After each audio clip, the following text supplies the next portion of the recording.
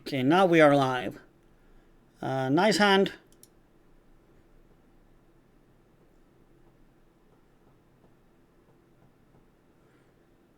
And here, open and 3-bet from Crown Michael was really tight last time.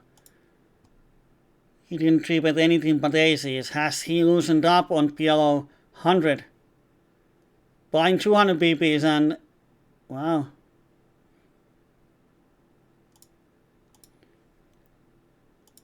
And there's a cold 4-bet. What? People are going crazy.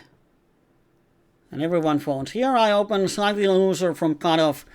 I think last time I played really tight. People might give me respect.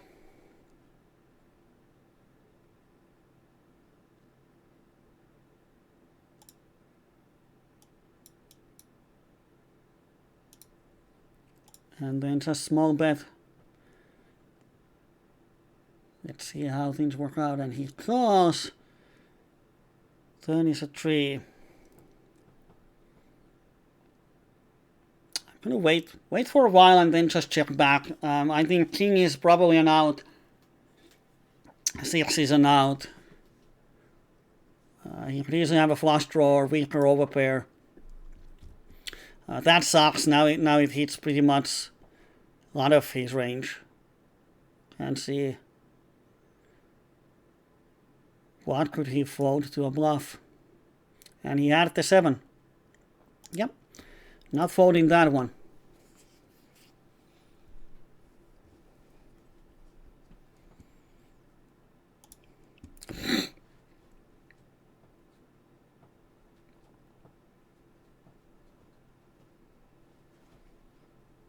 My reload, auto reload is not working.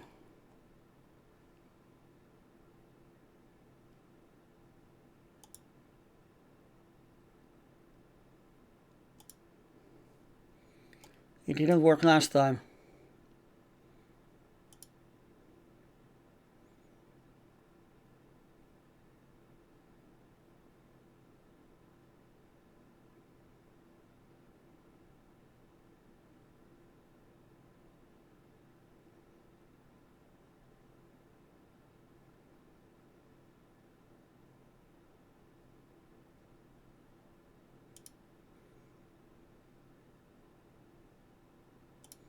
Oh, the rebuy. It should work. But it's not. No, now it worked. There's a huge delay. That's weird. Yeah, last time I thought it doesn't work and I tried to rebuy 200 BP and suddenly I had 200 BPs on the PLO200. Let's see the flop. Cheap price, just miss it completely.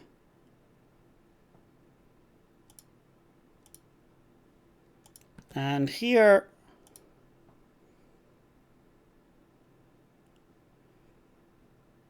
I'm going to peel once. Now we have 2 pairs. Oh, just battery energy drink. No alcohol. And then we have the full house. Let's go for value.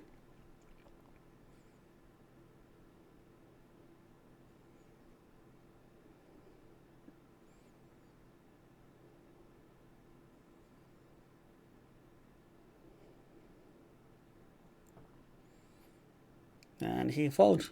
Nice. Foreclosed check. We pick up the 6 high flush draw. Whoop. But we don't see. That's a weird pot. 10-8.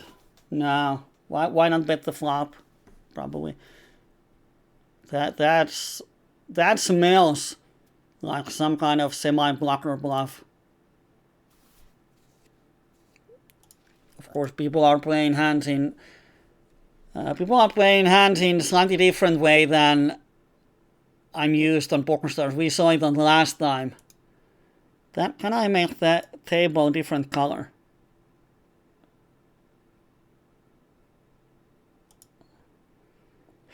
Not here. Wow. open 3-bet. People are going crazy today. Oh, let's wait.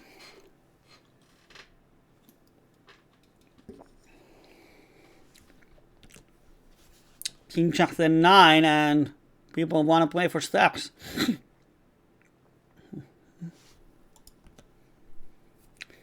It's weird, PLO200 was a bit more passive, and now PLO100, every pot is over 50 BPs. Better play on PokerStars or GG Poker if you don't put high volume. Well, the thing is that if you don't put high volume, it doesn't really matter where you play. The thing is, on PokerStars without the challenge, the rate back is around 5%. On GG Poker, if you play decent volume or you play winning poker, the PVI might make that you have a 10% rate back. So you don't get a lot of rate back. It doesn't matter where you play.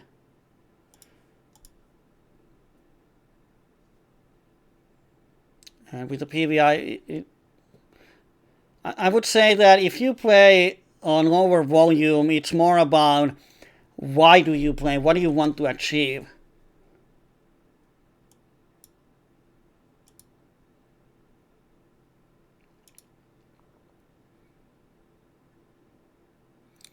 But on PokerStars you have action 24/7, so that's definitely one thing. Now on GG Poker you have action 24/7, so I don't think it matters that much. I think on GG Poker the level of competition in small stakes is not as high as on PokerStars Zoom. Yeah, the level of competition is not super high on small stakes. It's just you don't have those high VPIP players in Zoom that much. And it depends on number of tables. On PokerStars you have a 4-table cap. If you want to play 6 tables, GG, but I don't think it matters that much. It's just which one you enjoy more. And the thing is, if you play low volume on low stakes, you're not going to be rich anyway. We're talking about pocket monies. So then it doesn't really matter whether you play on stars or GG or even both. Of course, it's just on GG. The more you play, the more you get rate back. On stars without the challenge bonus. You get a flat 4 to 5%, no matter how much you play.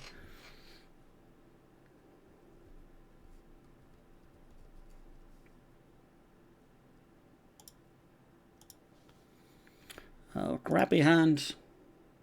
Yeah, last streamer game, we had super crappy hands for the first hour or hour and a half. And people get it in on, how can they get, what? Is it a pre-flop all-in? It has to be. And ace-king then 7, ace-king something, wow. What's wrong with people?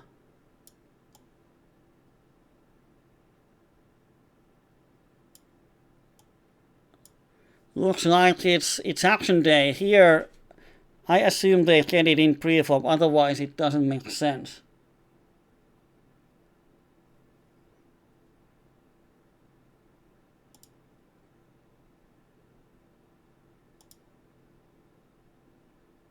Yeah. Oh, he's shorty. Alright. We call the button open, flopping 2 pairs with 8 blockers. And then we have the full house. Running hard.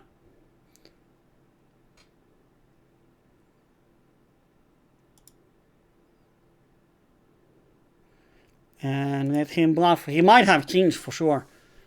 But we're not going anywhere. He checks the turn. River. Potting turn, checking river. Did he have the 5? No. That was a pure bluff with open-ender and the top pair. I don't like the pot. I don't like the potting on the turn.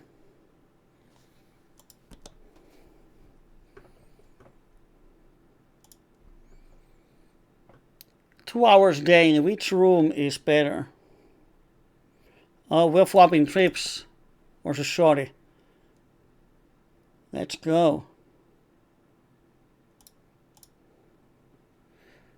2 hours, it doesn't matter. I mean, 2 hours a day, I would assume, couple of tables, PLO 5 to 25, we're talking about a few dollars a month. So I would say that to play that amount is more for fun and entertainment than making money.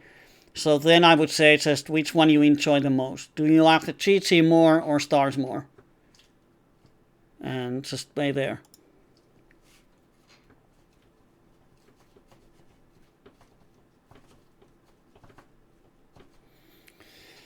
So it's more about that.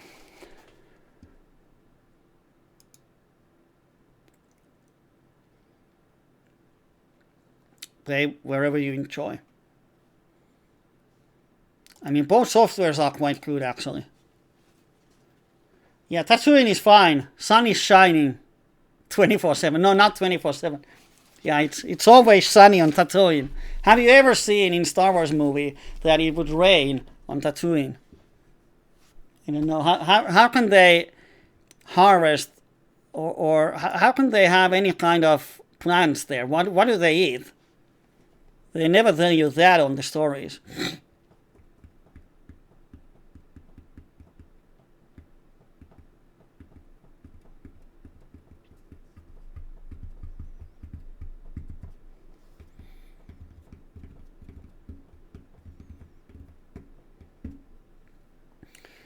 Yeah, PLO2 Zoom. I mean, you've seen on the movies, there are people on Tatooine that don't do any job and still they're living fine. I mean, where Skywalker lived, the foster parents, did they do any work? I never seen them working.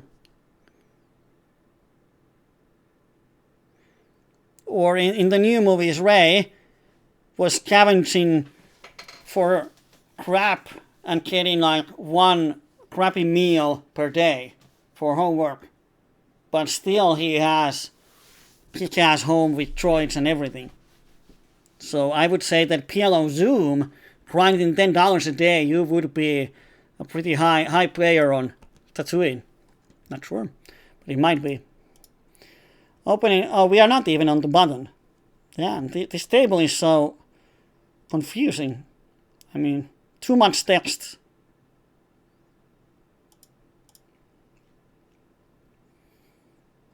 But cutoff, it's fine with antis, and everybody folds. And here, people are just 3-bet happy today. And ace 9 6 5 kind of fold to 3-bet.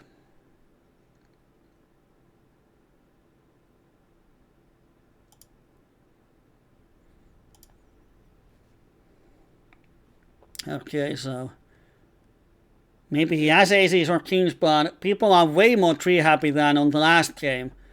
So very different on PLO100 ante, and it's not of the same players, so I don't think it's the players that matter. And now we are 7 max, which is nice. And you can ask a droid. I mean, droid knows everything.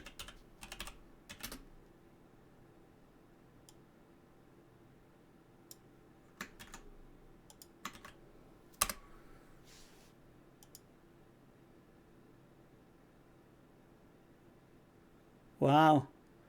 Mysterious droid. That doesn't help.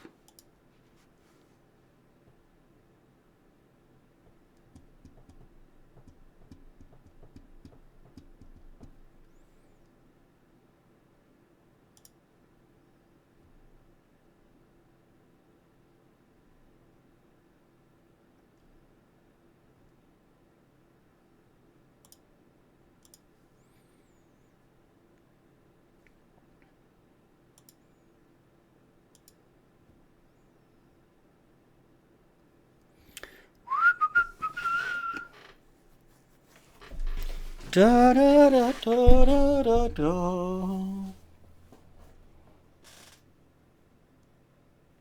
Watching the hand on the stream. Wow. Drewski calling. Wow, he's calling with cut shot and top pair on 5-4 deuce deuce. It ace 5 when opponent made a big bet with overpair and flush draw.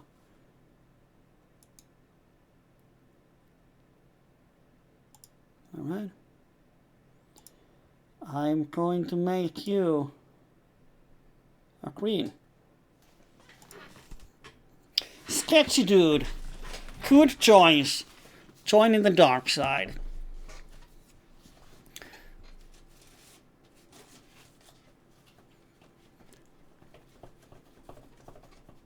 Oh, that jackpot command actually is missing the information when it triggers. Probably need to make it.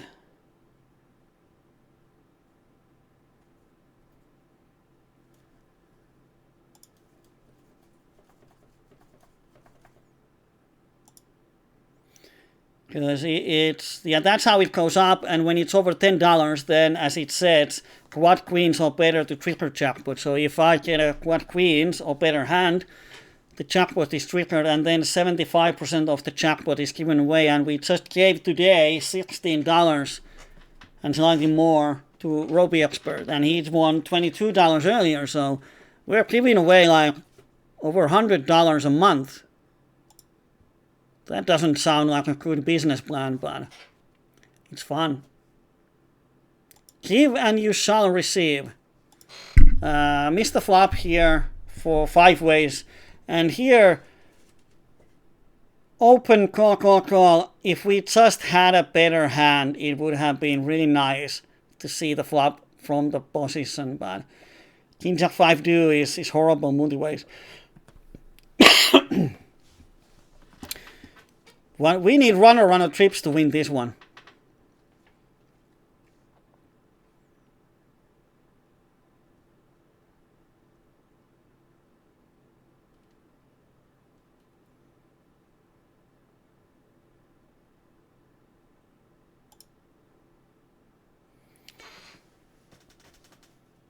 Among part, I wasn't mastermind, but it was true to an affiliation agreement that I promoted on the streams, their channel, and used the PLO trainer to get access, but they decided to end it.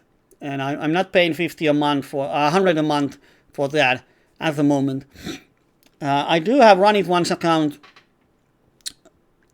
and watching videos, probably should watch a bit more. It's just every time when I want to watch the video, I'm not super sharp. I'm often a bit tired. It's after the session or on the evenings and so on. So watching strategy heavy, number heavy videos is going to be pain. I should watch those in the afternoons and mornings when I'm fresh. So I'm not one of those, and I have never seen upswing content. I heard they have the new PLO course coming up, and I watched the creator. I can't remember his name, but he streams cookies. He streams every now and then, and he knows what he's talking about. So it's probably a good course. But yeah, most PLO content at the moment from those sites is solver based, so it's the same thing on most sites. Which do you think is the best for beating stakes up to PLO100? I would say that money-wise, Mastermind is the best value for $100 a month. Because Run It Once, it has a lot of videos, for sure. But to $100, you would get access to elite videos, but then vision costs more. At Mastermind, at the moment, you get the PLO trainer. And for small stakes, PLO100 and below, Mastermind has a lot of content. I mean, they have a lot of videos. So there's a lot, and they have quizzes and everything. There's a lot of stuff. If you're motivated and want to do the work, then Mastermind gives you a lot of stuff to work with. On Run It Once, it's more selected videos that you will have. A lot of the videos are someone playing or someone using vision, and you can do the vision quizzes yourself. So I think if you have $100, then the best value at the moment is Mastermind. If the PLO trainer becomes separate from Mastermind, it changes things. But still, for small stakes, I think Mastermind is better than Run It Once, because Mastermind has these courses, how to start PLO, how to crush small stakes, and so on. So it's better structured, more content than Run It Once. If you have $25, then Run It Once. You get essential membership, tons of good videos.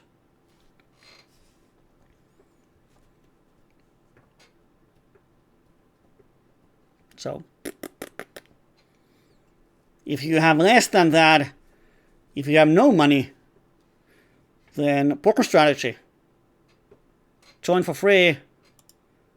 You need a silver membership to watch my PLO videos, but I think you can get it even without playing at any site. Just be active on the forum and some other things. I think you can get silver easily. Or you can buy it, I don't think it's many dollars. And then you have all my videos from past years, and I think there's hundreds of hours of good videos. So it's just how much you have money. But to beat, I would say to beat PLO 50, you don't need any super complicated strategies. You don't need to play solver strategy. All you have to do is, not to do anything stupid. Do we have nut racing still in here?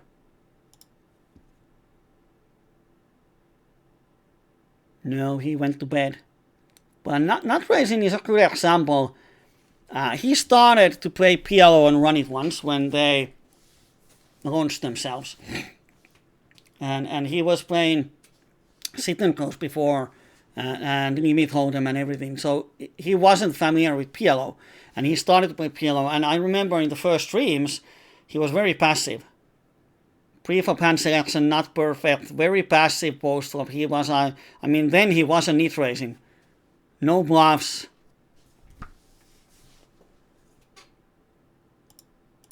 And weak at aces.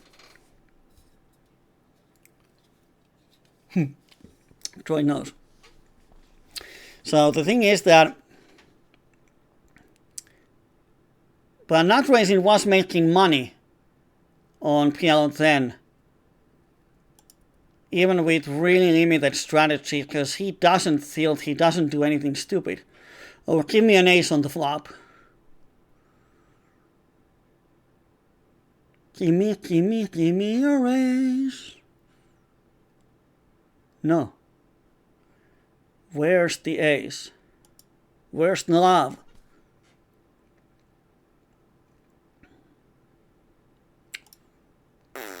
Sucks.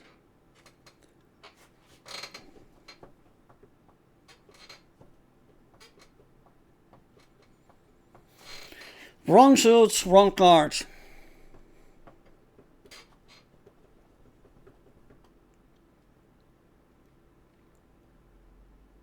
Can't hit them all. So he was making profits, even limited strategies, because nut racing doesn't do anything stupid. And I work with hundreds of private coaching students over the years. And the thing is that there's a lot of players who have good understanding of poker, and their A game is good enough to beat the stakes. But the problem is they are not playing the A game constantly. And then they fall. I'm actually 4. Well, it's same as in big blind. Would we call from passive Kai? Call happy Kai. I think we need to see the flop.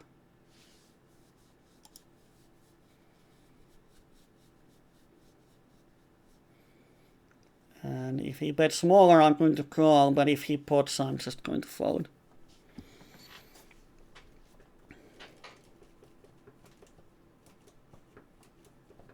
Let's see if we see the hand there.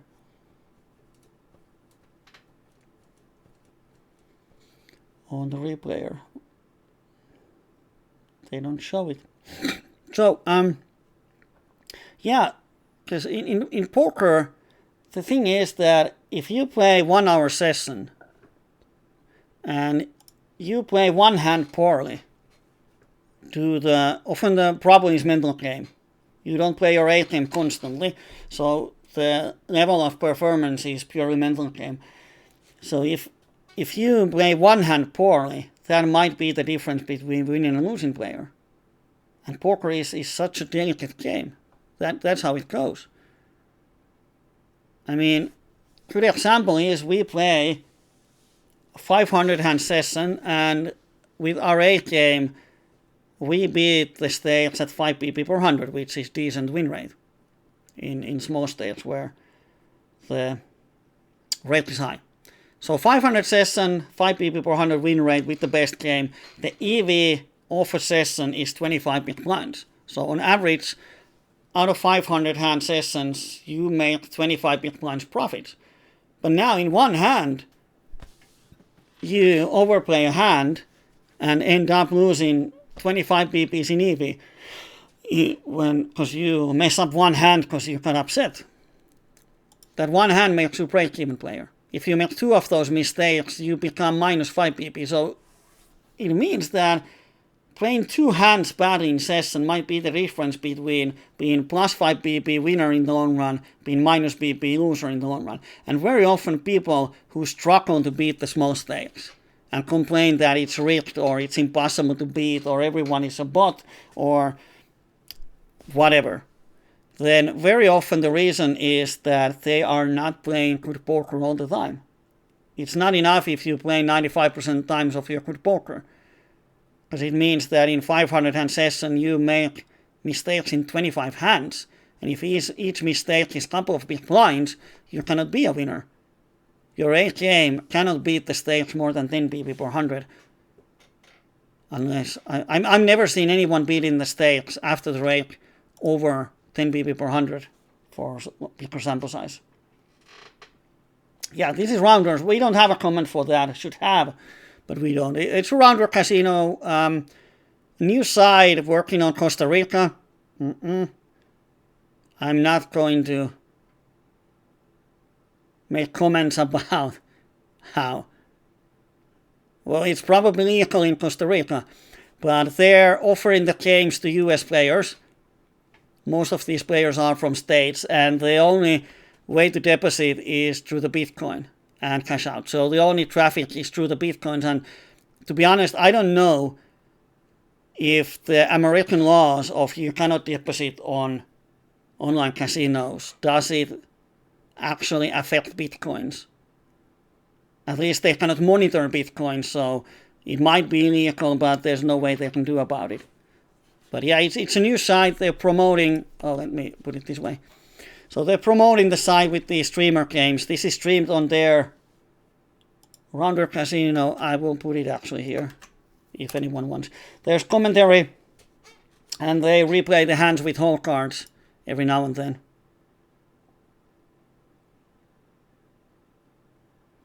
So they have these every day. If there's players on weekdays, often hold them.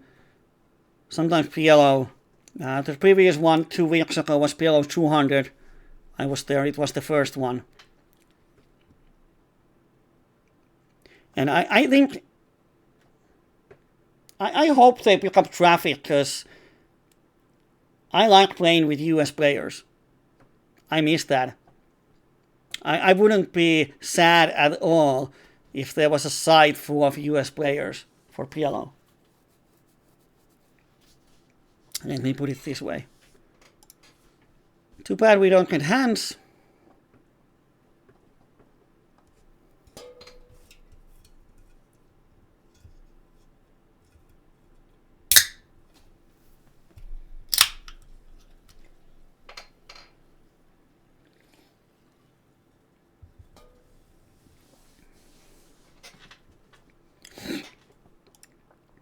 So yeah, that's the thing.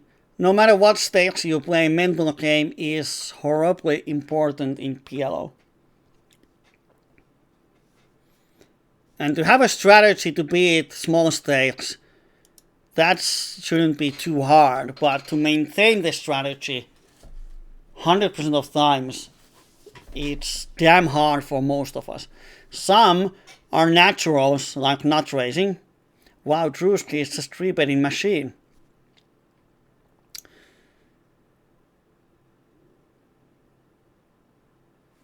And here people are playing big pots. People are splashing money.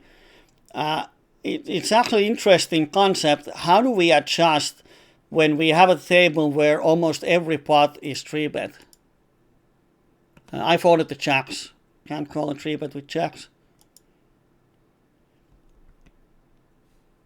And Drewski is just crossing both tables with aggression. And now he can gamble. He's up a few buy-ins, so why not just go for it? So it's important or interesting. How do we adjust? How would you adjust if you have these tables and it's actually 7 max, so it's even more players than normal 6 max. But if there's a table where there's few players who 3-bet almost every hand, every other hand is 3-bet on the table, so people's 3-betting ranges are quite wide. And then there are people making light calls, so very action table. How would you adjust? And it's quite nice. Nice question to answer, because you should be able to answer that. Because someday you might be on that table. Like here. Paired board, multi-way pot, and there's a bet and call. Shorty bets now, Crown Mike should have a 5. And Drewski is just being aggressive. He should have a 5 to, I don't think that's fold equity versus Shorty, and now Crown Mike calls, I think he could have 5-4. And now he should chop everything. And he should, why not snap call? And he has the 5, and he has the 5. And he has the 4s. Wow.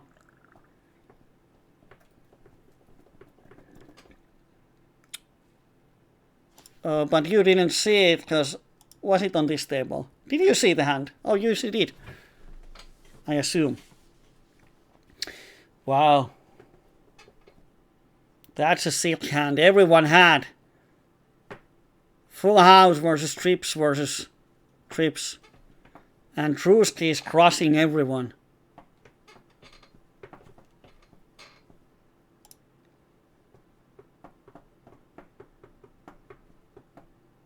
Let's see the flop. That's a nice one.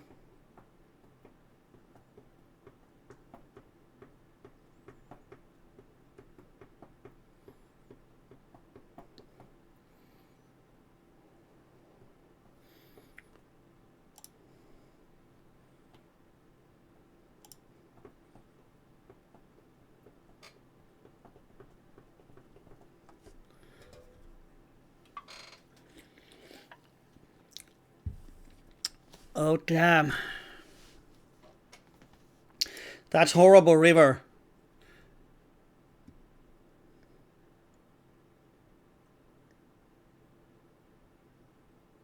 Unless he has total air.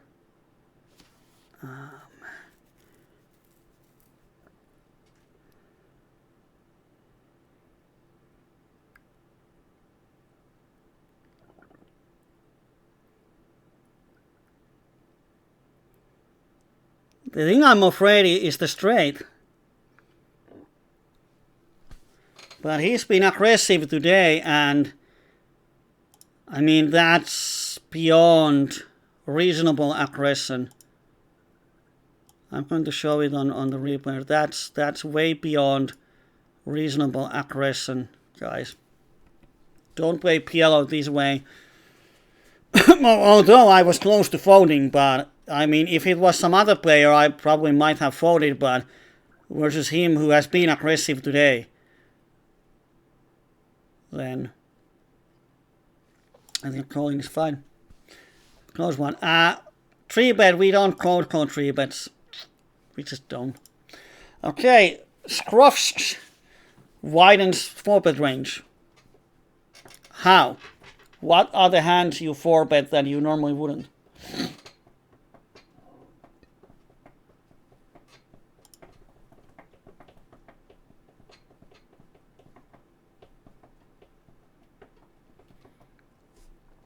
But yeah, definitely,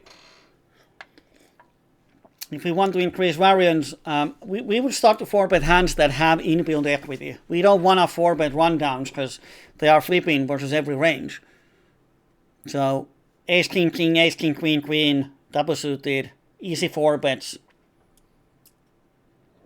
Probably those are 4-bets often in normal tables, but especially aggressives. Start to 4-bet those. The easiest way to adjust is to tighten up pre-flop range. Increase the threshold for opening, increase the threshold for calling if there's players behind you. Because then when you have stronger hands pre-flop, it gives you less problematic spots post-flop. And when you know who the aggressor are, then you can think about, is this a hand that I'm happy to call if someone 3-bets? If I open, am I going to call a 3-bet or 4-bet? So basically, you don't want to do a lot of open or bet folds pre-flop, or calling open and then wondering, should I call the 3-bet? So you select your hands a bit better.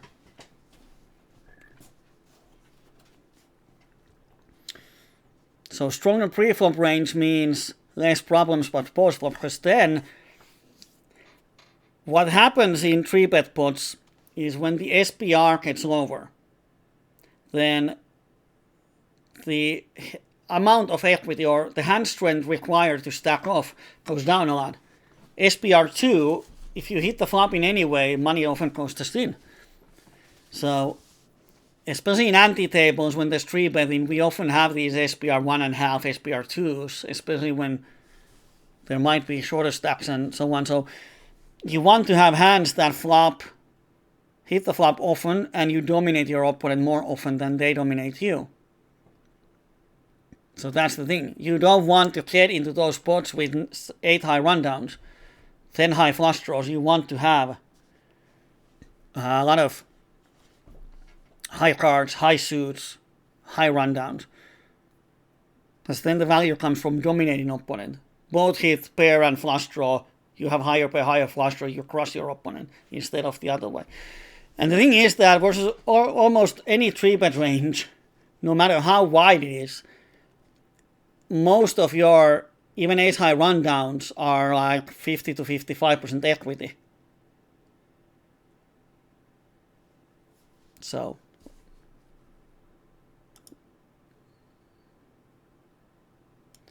that's you don't want a shove hand that has 50% equity versus opponent range. It's not what we're looking for. We want 60-40s if we want to shove pre-flop or better. So that's why very often with those rundowns it's better to see the flop, because you have to hit the flop to win the hand. With high pocket pairs you don't. That's why we are more happy to shove them pre-flop.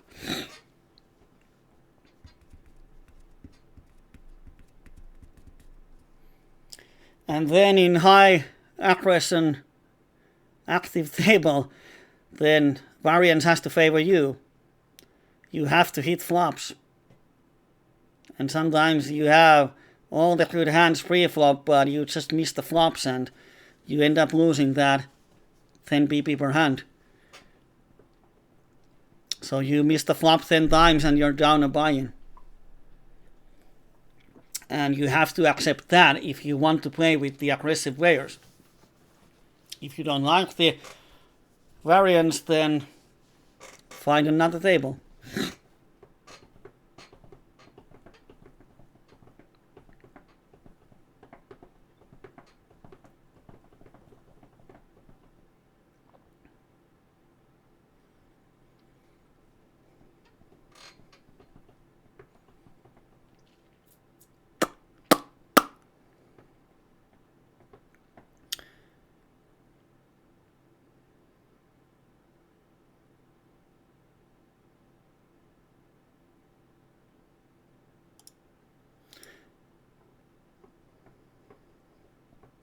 I'm actually wondering, should we have a limp-in range with 1.5 BP ante?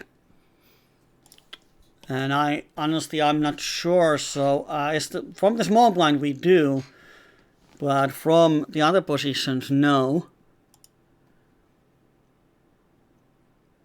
Not sure. So let's just open and wow. I want a good flop.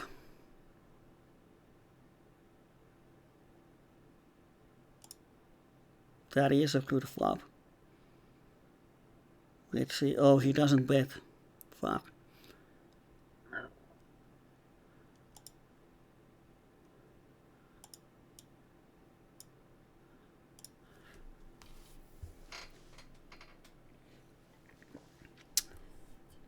Yeah, it's hard to get action, but we have to start betting and hope someone has something.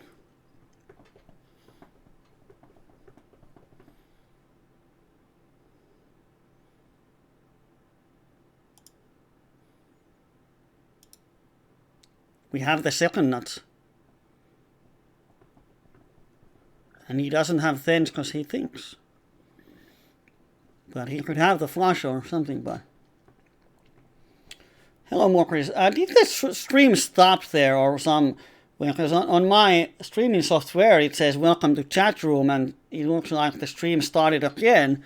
But then on the quality I don't see any drop frames or anything. So did something happen with the stream some time ago? Hello, Morkris. Welcome. Haven't seen you for a while in this channel. Oh, 3-bet. This is not a... good example.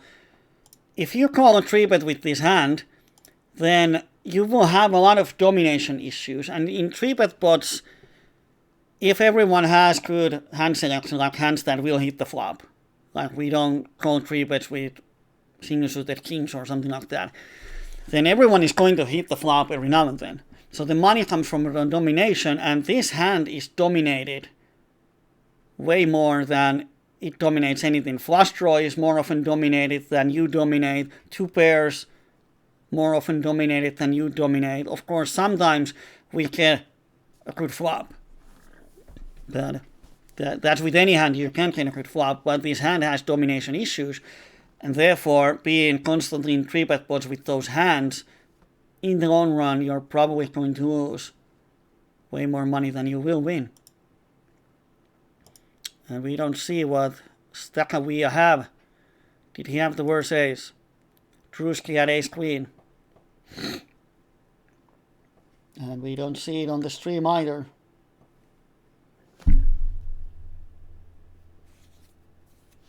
Have the stream open. On the left table we have a decent hand. And we're 130 BPs deep. I'm not going to 4-bet the hand. I don't want to increase the variance too much. I think it's way more valuable to call and see the flop than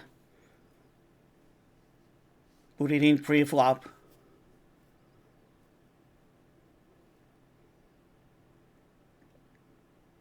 And that's pretty horrible flop.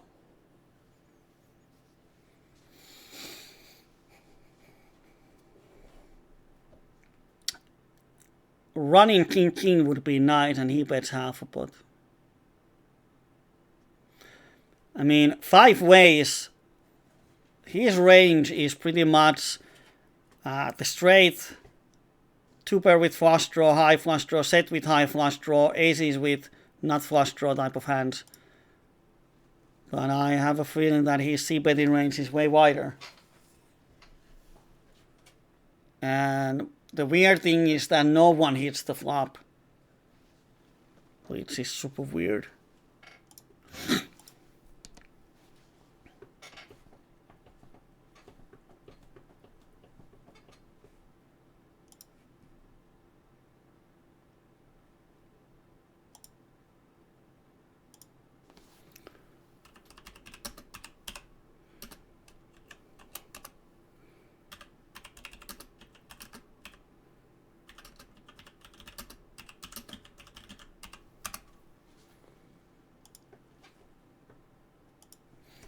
Ba-da-da-da-da.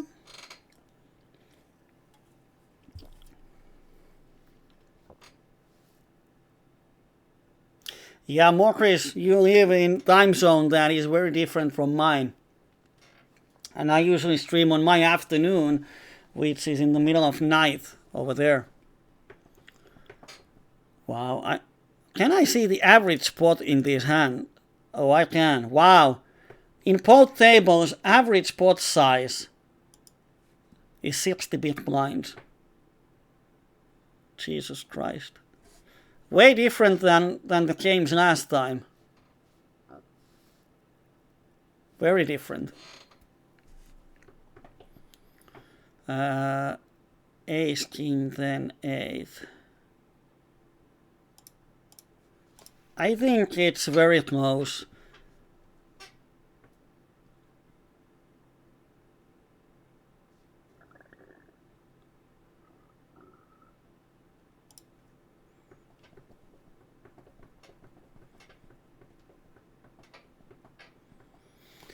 And here people get it in king high flush draw versus jack high flush draw versus straight draw.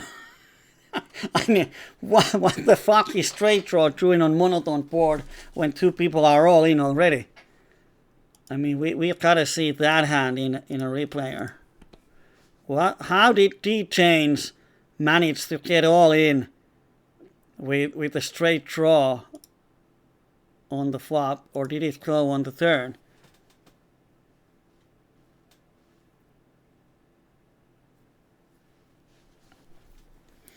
So there's a limp. 3-bet with rundown. Okay, I get that. Cold call. And he has the king high flush. He has the jack high flush. Small bet, small bet. Why? Oh man. He should fold. He had a king queen. Try a cut shot on the flop. And now he shoves. Confirmed flush. He calls. Confirmed flush. And he calls with a straight. And that's quite a punting of the money. And then on the very next hand, D-Chains decided to get it in with open-ender. Wow. Someone is punting money away.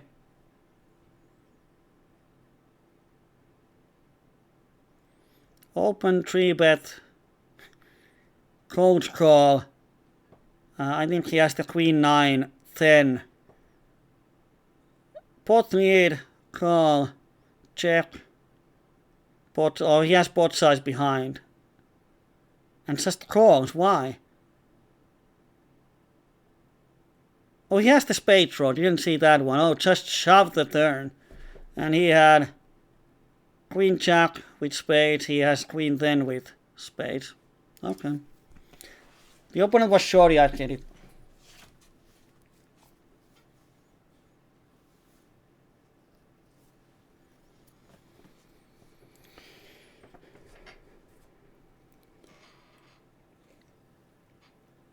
So hard king actually 3-bets king, queen, jack, 6 single suited. So he's probably 3-betting really wide on both tables.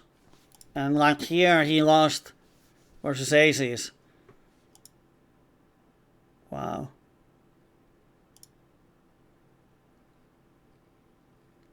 To be honest, I don't enjoy these types of games because there's no room.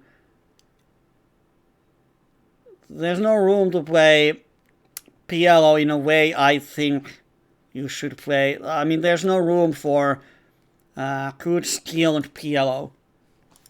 We see the flop here on the big blind. $4 into $21 pot. Miss the flop and people go crazy. I mean, in this kind of environment, the only way your skill gains you edge is pretty much the pre-flop hand selection. Because post-flop people are just flying stacks. So it's pre-flop hand selection and just deciding how wide we want to stack off post-flop. It's not that we don't have a lot of turn or river situations because pots get so big and hands play themselves. So it's not PLO I enjoy. That would have been pretty nice for us. And now he probably makes a big bluff on the river.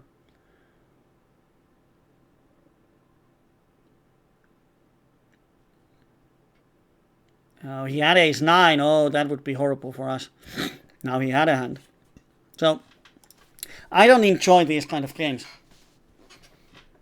So, to be honest, I don't want to play the PLO200 that much.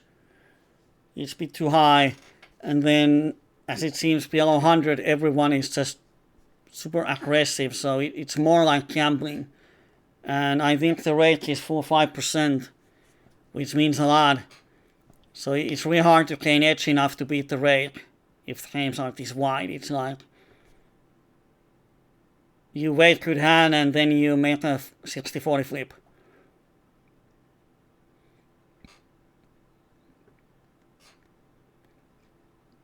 So then the thing is that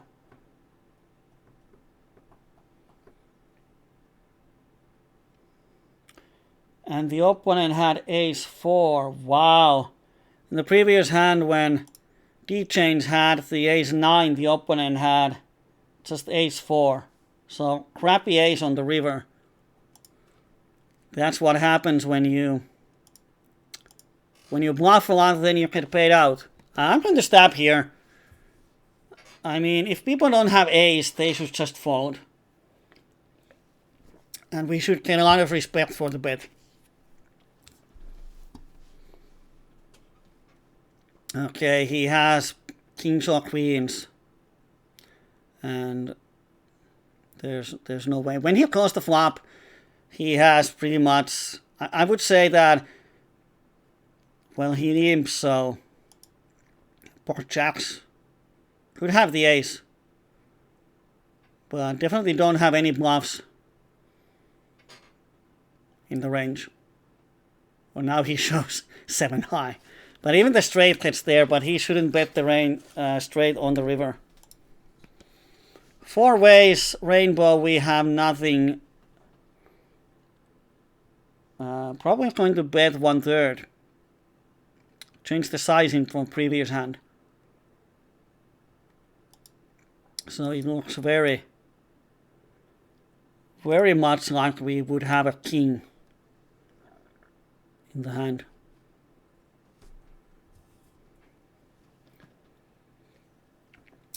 And if people, not they fold. The thing is that with small bet also, if they raise and we fold, they see that, okay, we were bluffing. It's a cheap way to build up the image for later hands, but we win it, so good for us.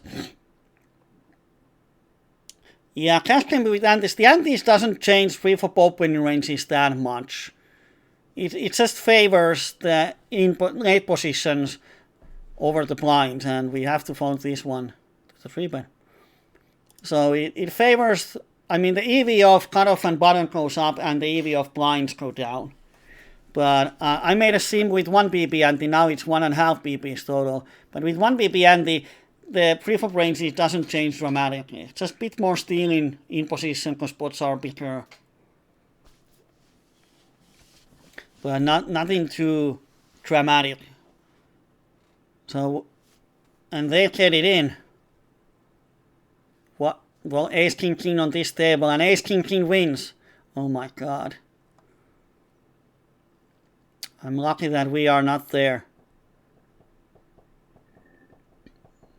But yeah, I think on this table, 100 pips deep, ace king king is stack of pre-flop. So when I did the sim for PLO25 Zoom with 1 BB total antes. And the initial analysis was that you don't have to change pre-flop at all. If you play a normal 6-max pre-flop, it's going to be just fine. The only difference is that in small blind, we have a limping range. Wow. Would be nice to have ace, ace, king, king double suited. Open 3-bet, 4-bet.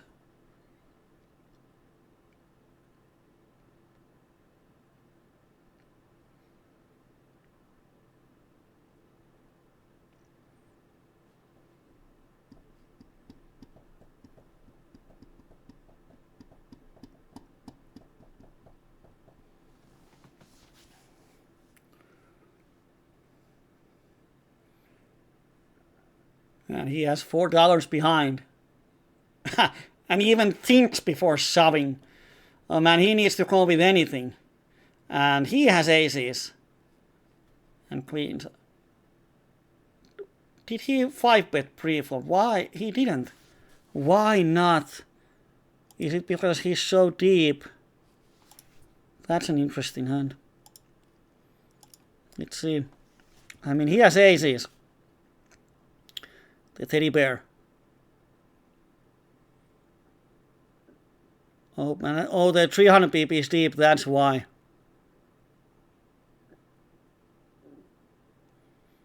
But I think even 300 pp is deep. You should just get it in. I mean, you can get 2/3 of your stack in. So you should just 5-bet pre-flop. Because when you just call, if the flop is horrible, I mean, Drewski folded pre-flop, so it makes it. But if Drewski calls, then most of the times you hate the flop and you check, and then you're not sure how wide he's getting it in. So I would just 5-bet. And then shove any flop. It's variance, but it's mathematically probably, or it is the best line. Instead of just calling and then wondering on the flop what the fuck we do when we miss it.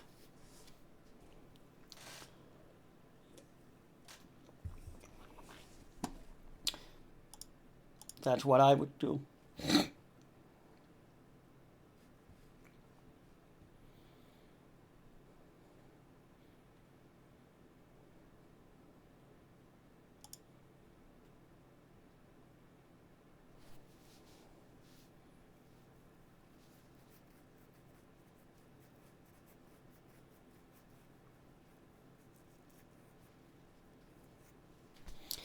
Ba-da-da-da-ba-ba.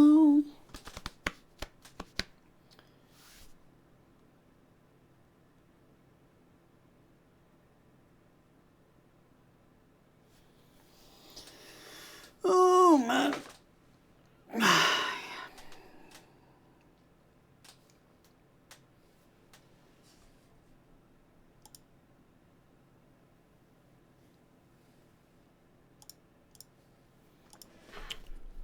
Pocket aces.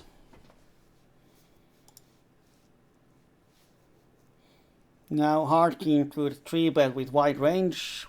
Please do it. I know you want.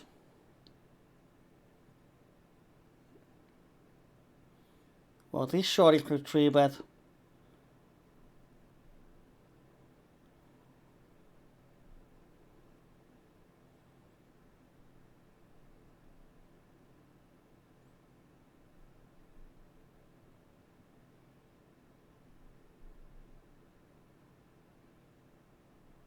And they just call.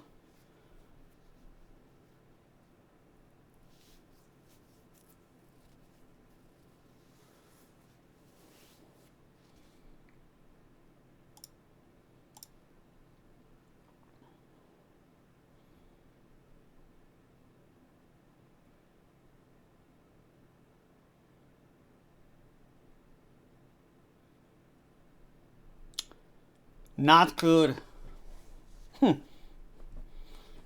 That's a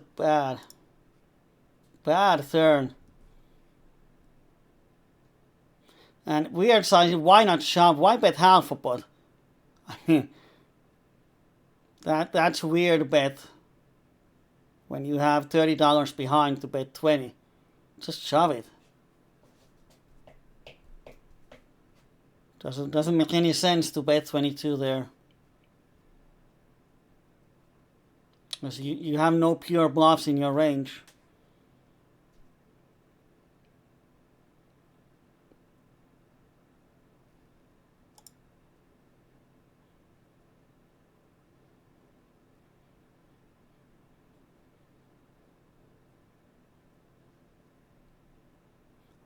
If no one 3-bets, we're going to see the flop. For $2, there's the 3-bet. I mean, I don't know, it's probably fun for viewers, but as a player, to be honest, I don't enjoy this game. I mean, it would be 1 if it was PLO10. I was drinking beer, so let's see any flop. Let's play VPIP 70 and just gamble on any flop. Like we had those PLO4 home games on Run It Once a few times on my stream. My VPIP was 94 or 98. So see every flop gamble. Then, but I don't think that's good poker. It's just gambling. It's like watching blackjack. And now the short stack here somehow bet folds the flop when he puts half of his stack in with the bet. So betting 30 and folding to a raise when you have 30 behind into the pot of 150.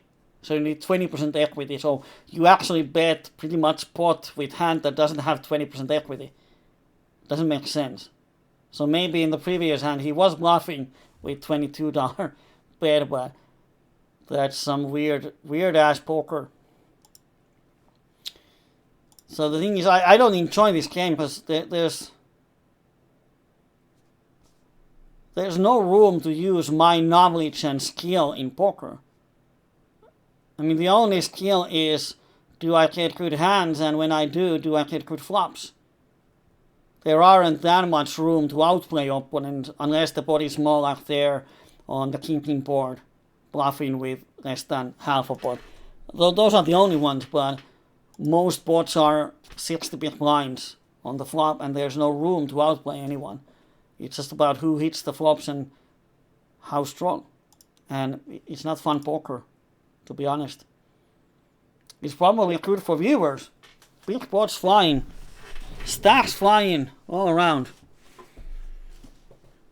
Would have nice blockers, but as we have seen, people stack off with 2 pairs on straight board, so not bluffing these guys.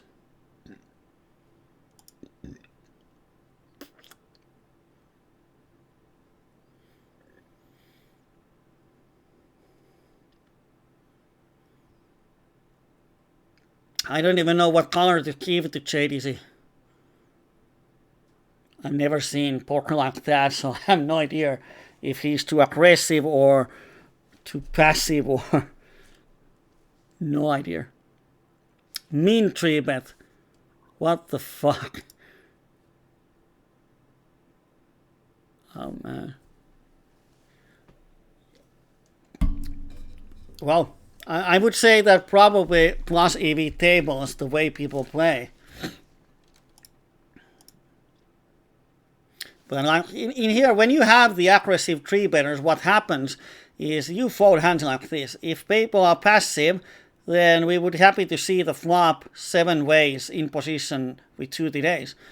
But when you have these mediocre hands and there's aggressive 3-betters, you just can't call pre-flop. And it ties your hands. Alright, here people are putting money in. Pot was $42 on the flop. Weird. Not the PLO I enjoy.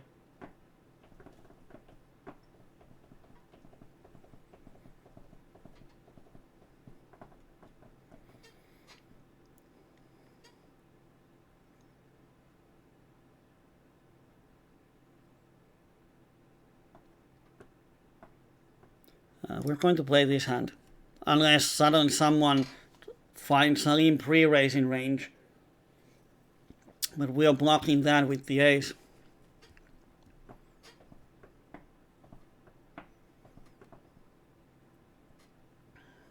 Not horrible.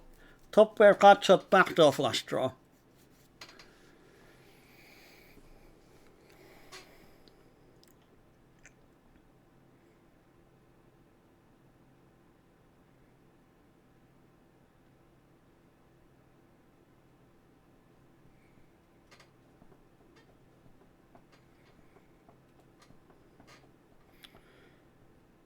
Does he? No, he doesn't bet.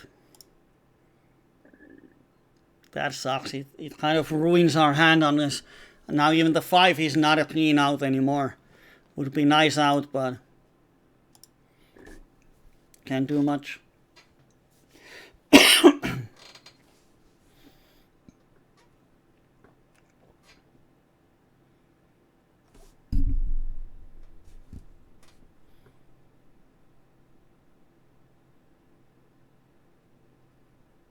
and just calling.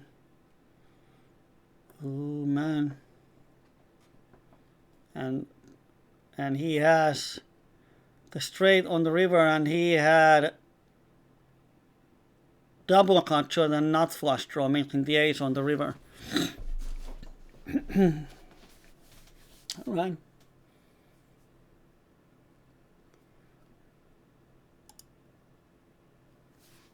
Trade easy. Limping queen 5-4 deuce.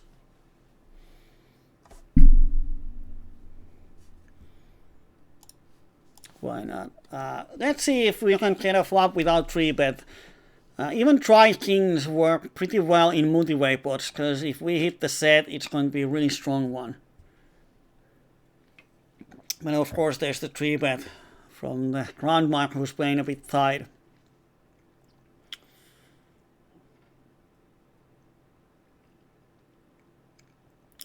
I think we just now if he calls, we have to see the flop. Yeah, I mean $20 into 110, and we have $80 more, so 180.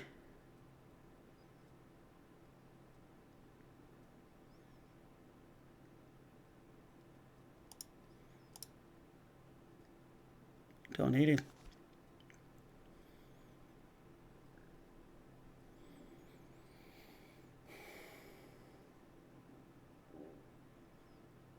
It's actually quite close to call with $20 if we hit the set 1 out of 8 times, and sometimes even with set we don't have high equity, like we need to win 10 times more. If we had just the set value, it's going to be really close. So with queen jack we have some straight potential, but to be honest, I think that should be a fold 100 pips deep. It's very close. Of course, now when we don't hit it, it's so clear that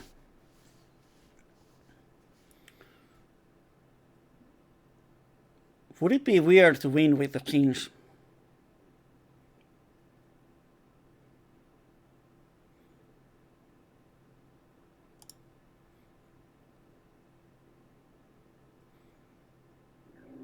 Or he's low playing aces all the way.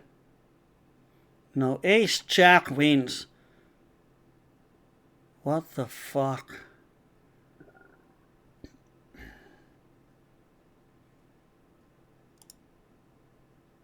And we don't see what ground Mike has for some reason on the replayer.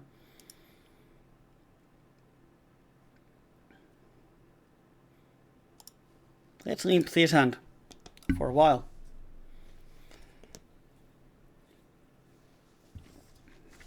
Ace jack. Cold calling 3-bet. Winning. It seems that the worse you play your hands, the more you win with them. Thanks, Tracy's Candy. Good choice. Join the dark side. And we hit the wrap on the flop.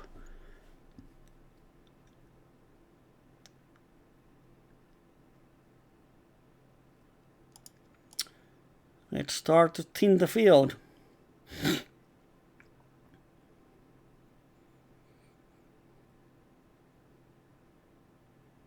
How's it going? We're wandering the world on PLO streets, and while we have 12 outs,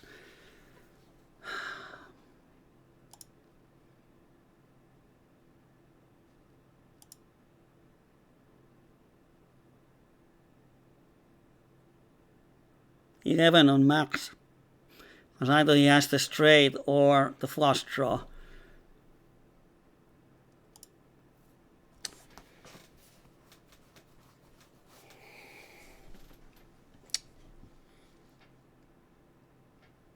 Kind of fold.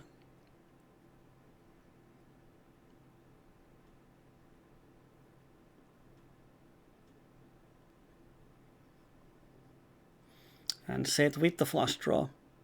And just try set.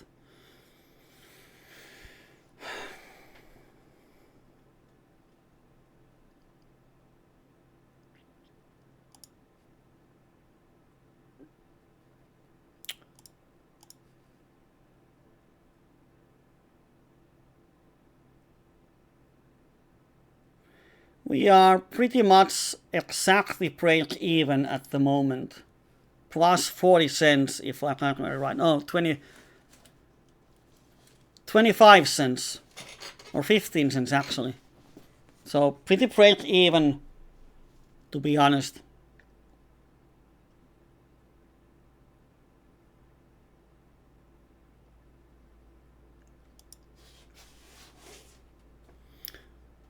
And people are just 3-betting every hand.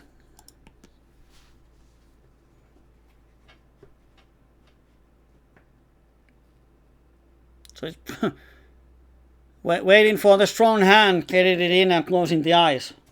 That's the way we play this game today. And here, pot size c-bet from Mr. Weirdo. Pot size turn.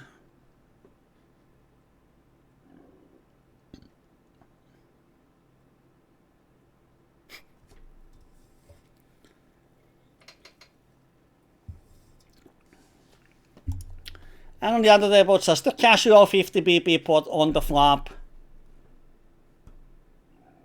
And very crushed hand wins. It seems that worse hands are winning all the pots today.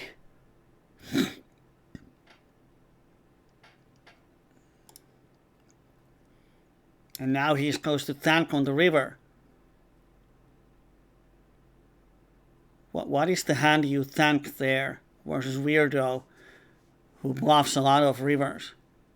Oh, he shoves. Oh, he's just acting with Queen then. Queen then of diamonds.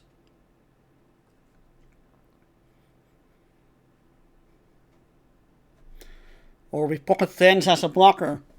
That would be a nice one too.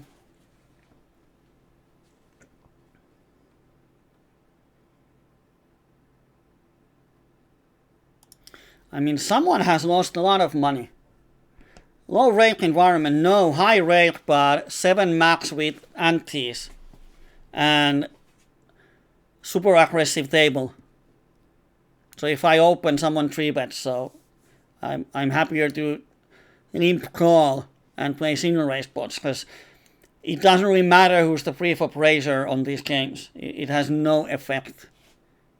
People are going bananas post-flop. No matter who's the opener, who's the caller. So it's just about hands, ranges, and hitting flops.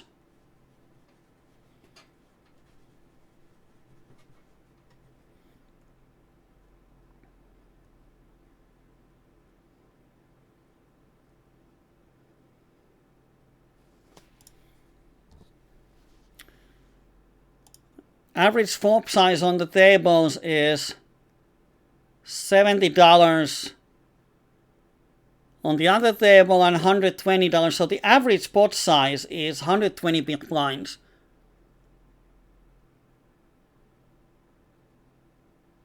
On one of the tables. I don't know which one, but I mean, what do we have? We have gut shot with the flush draw.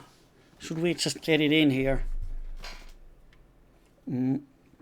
I think it's a spot where we could push as a semi-bluff. We should have float equity here versus a lot of hands that beat us currently. Pretty much anything beats us now. And we pick it up, ace high.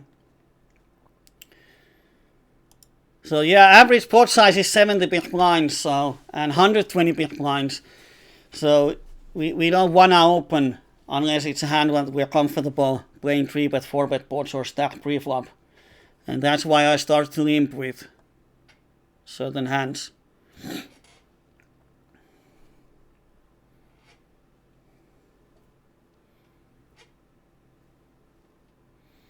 Let's see the flop, if we see it.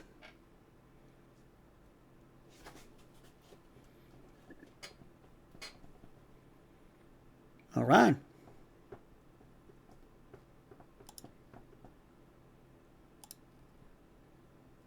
Not the worst.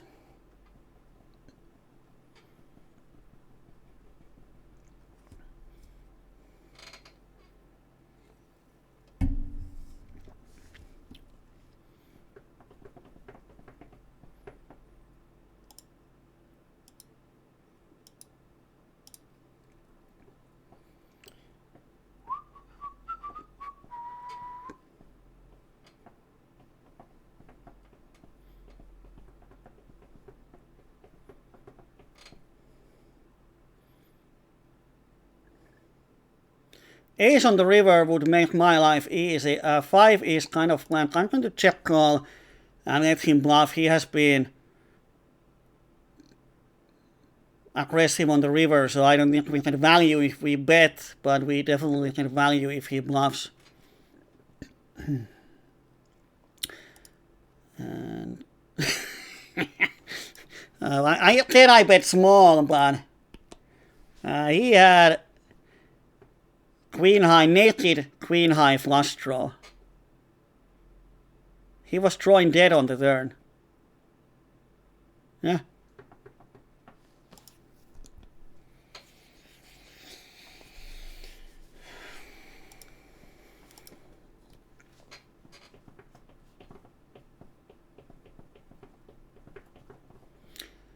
Let's see the flop.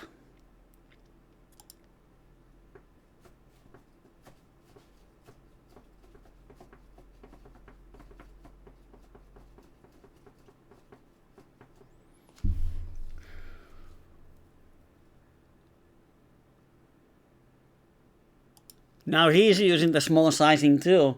He haven't done it so far.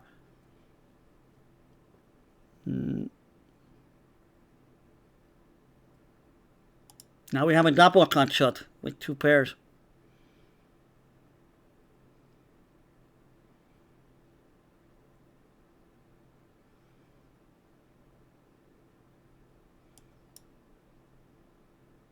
Is it a check call or check fold?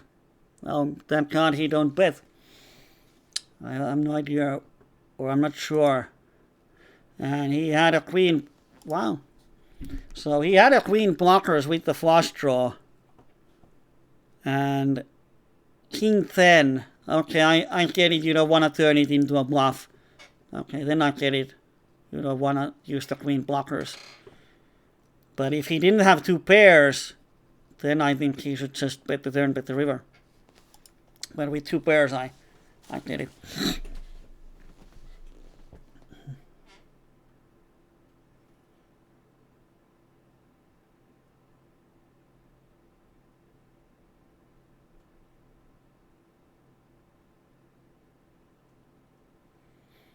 And the other table, there's once again, I mean, this table, everyone is all in on every hand.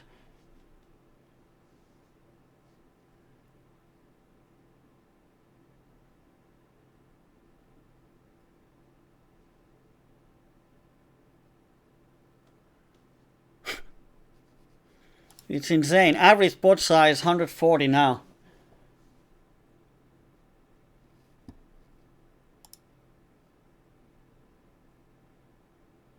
I'm quite sure our VPIP, I hope they show it on the break, which is coming in 25 minutes. I think our VPIP is quite low. And I mean, it would be so minus EV to play high VPIP on this table.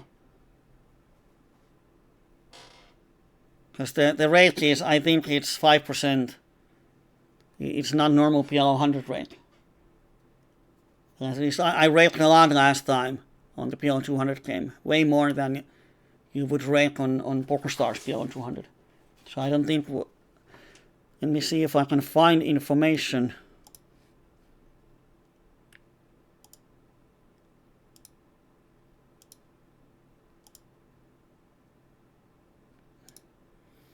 I can't.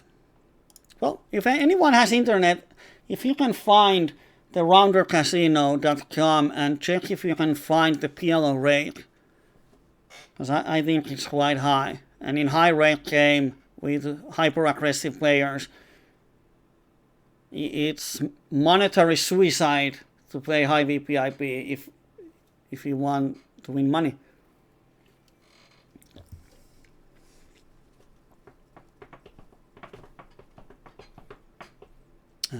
We gotta see the turn.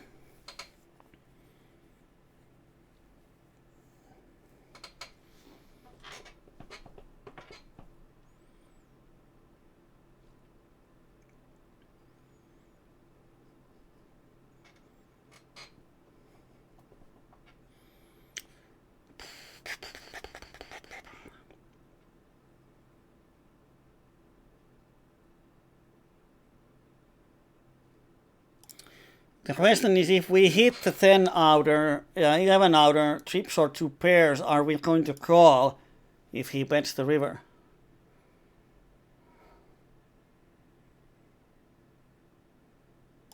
But he has made so weird bets, that probably makes him check unless he actually has 2 pairs or better.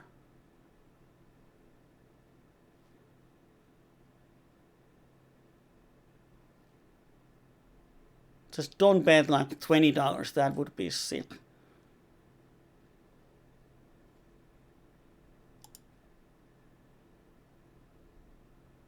Six.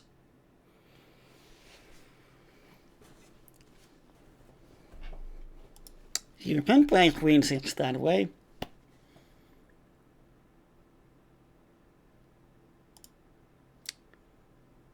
Yeah. I mean, if you want to bluff, then you probably should use a bigger sizing to have folded with the line. Bet bigger, and I would probably just fold my ace.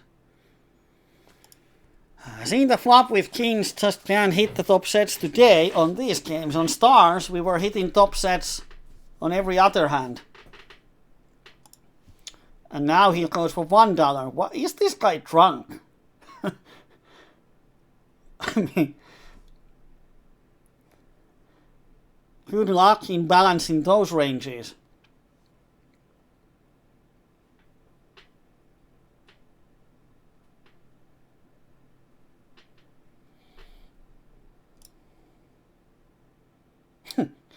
Mean bet call with that stack size. Just shove it if you have a hand. And now he folds. No way. And he calls with queen. Oh dear. I don't know how much he's down, but when you look at the stacks, people have 400 BBs, 600 BBs. On the other table, 450 BBs, 400 BBs, 200 BBs, 200 BBs, 200 BBs. And I have a feeling that this guy has lost most. Hard King lost a lot. But let me see if I can get a screenshot during the break. They're going to show on the Rounder stream the results and VPIPs and everything. So let me see if I can get a screenshot on the break. But someone is down a lot, because everyone has huge stacks.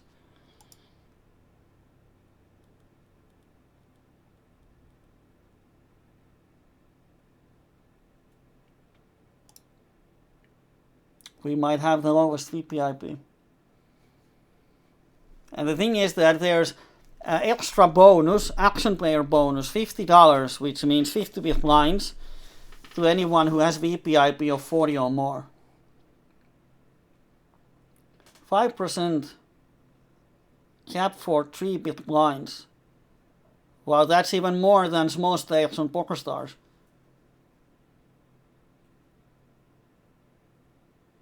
That's high rate. 3 BB cap and 5%. That's high rate. The 3 BB cap is 10 meth in 60 BB pots. So any pot of 60 BB or smaller, you pay full 5% rate, which is most of. Of course, today it's not, because that's insanely aggressive. But normal poker, most of the pots are less than 60 big blinds. So the rate is really high. So the thing is that with this aggression, I don't think it's profitable for anyone with this rate. And I mean, there's participation bonus, 50 bit lines, and if your VPIP is 40 or more, you get 50 bit lines. But I would say that if we would run these games with this aggression for infinite amount of hands, then probably JDC would be losing a lot of money because he plays so weirdly. And then probably not sure if D-Chains would be slightly losing because he makes pretty loose calls, but then again, people are making such a weird bets that calling down loose is not necessarily bad strategy. But the thing is that when every hand is almost a flip, there's 100 big blinds on the pot. I mean, the average flop is 120 big blinds. So you have more than half of a stack already in on the flop. Then the flop is just who hits the flop. There's no skill involved in post flop. Everyone who hits the flop has the money and we randomize the winner. So if you cannot gain an edge which makes you, or the chance of your winning higher than your opponents by skill, range, or position, then if you cannot gain enough edge to beat the rake, the game is not profitable. And now there's not much room for skill itself post-flop.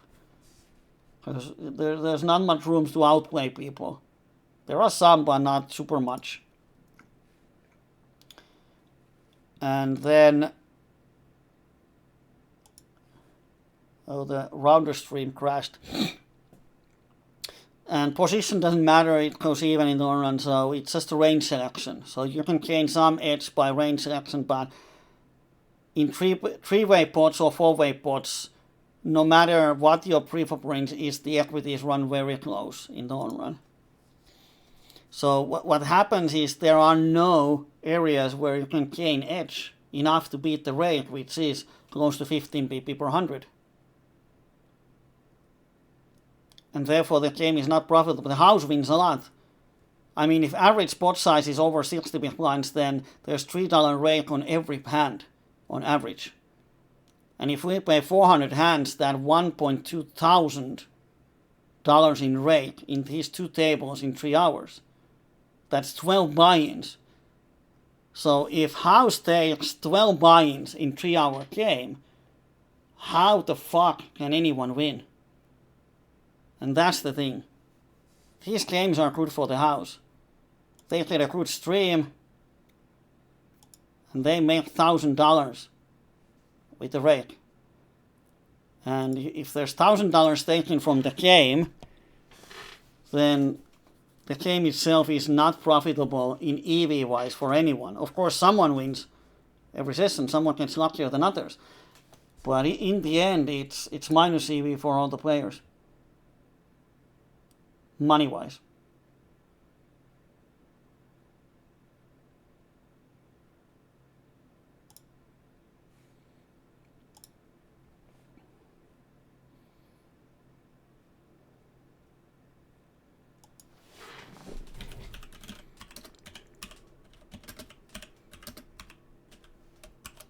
So Twitch is doing weird stuff. The stream died for me.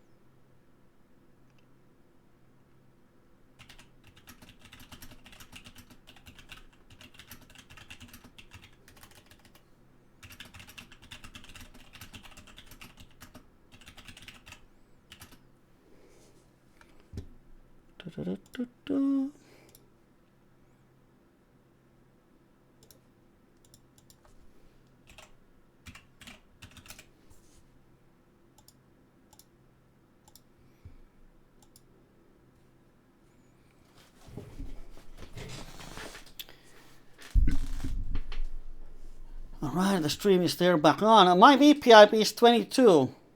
Half an hour ago. I know. Okay, not the perfect hand, but we have position and we close the action.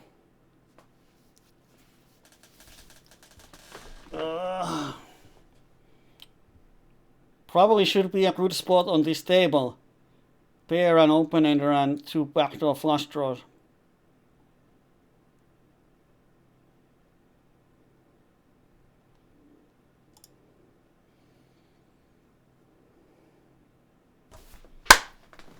Let's make a straight flush. Just don't have a set or higher flush draw and don't suck out on me. Oh, he has the set. Oh, he has the higher flush draw. Fuck me, 270 BP pot. And run it once. Fuck you.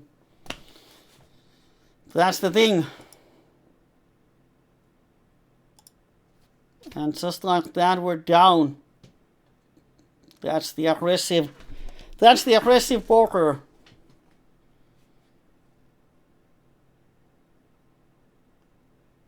Getting in 60-40. Probably 65-35. And not getting paid. And that's the difference in winning and losing session here.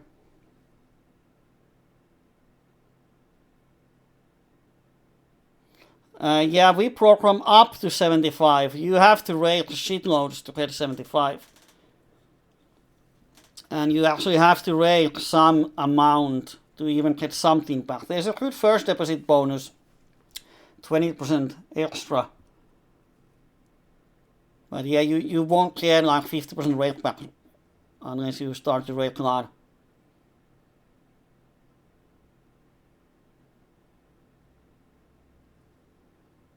But yeah, GG Poker has uncapped rate.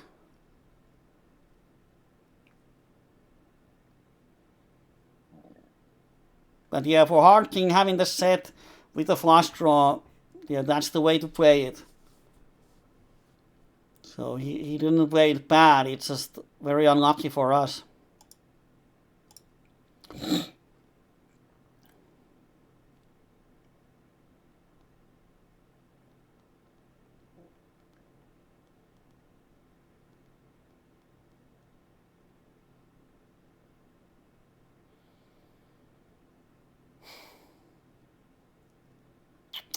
Would have been so nice to win that pot.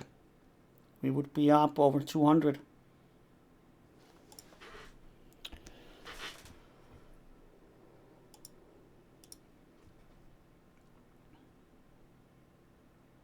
He's not folding much.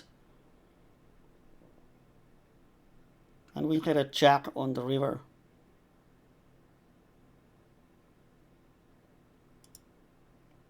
That's such a weird line, but I think he has a king. King then type of hand often. Can't call versus that.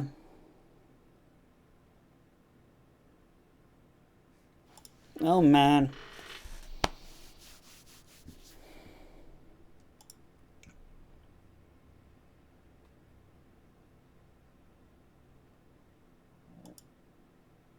I mean, in the previous hand, he didn't even have.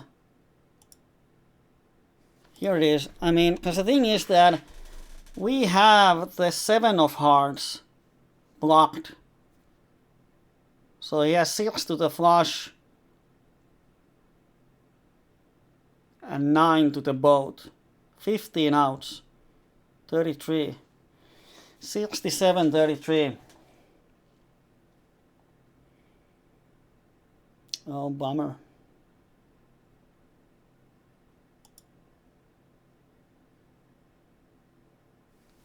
Well, that's gone.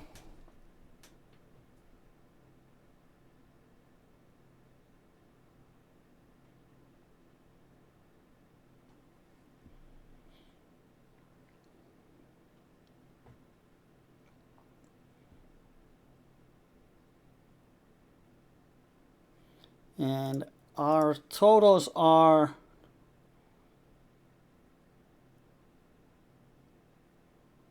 down 50.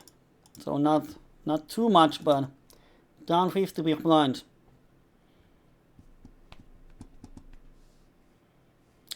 I'm going to take a screenshot of that.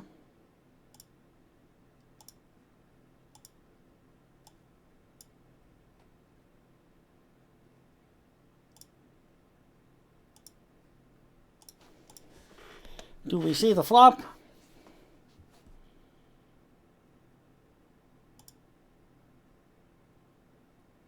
Let's check raise.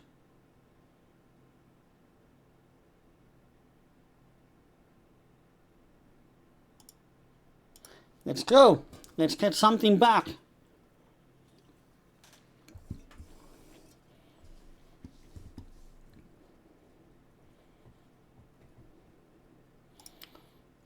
And he has open ender with a flush 10 high flush draw. Oh man. Oh, he's crushing us.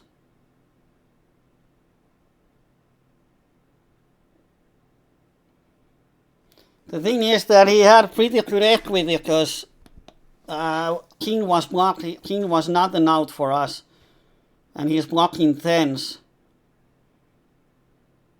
So where you had ace,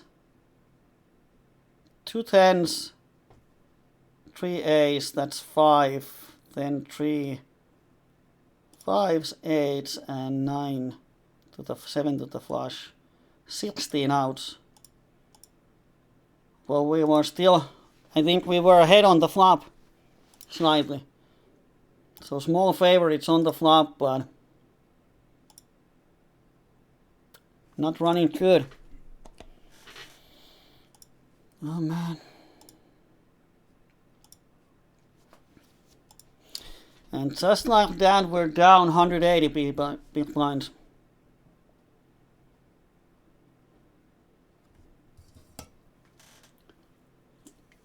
Two hands getting in with best equity. Welcome to the aggressive PLO tables.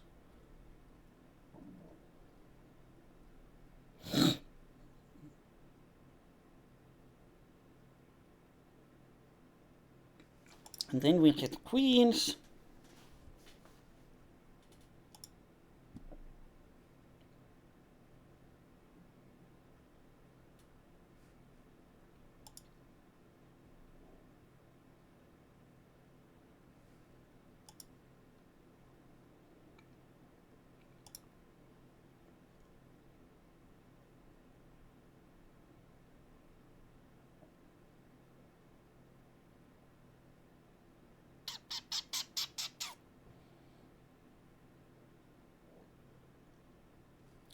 Missing the flop.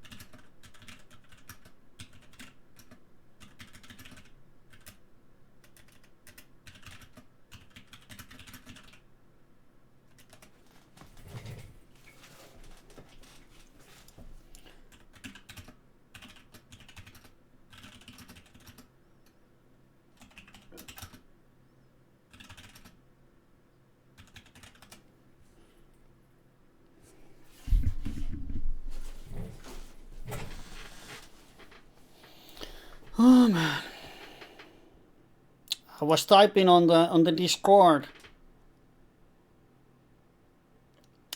about the thing because they were saying that as my VPIP is really low, and I replied that I don't get playable hands and the games are very aggressive, and they just said that you need to change the definition of playable hands, and I replied that if every pot is almost 100 big blinds on the flop, often three ways, then playing more hands doesn't really generate any EV.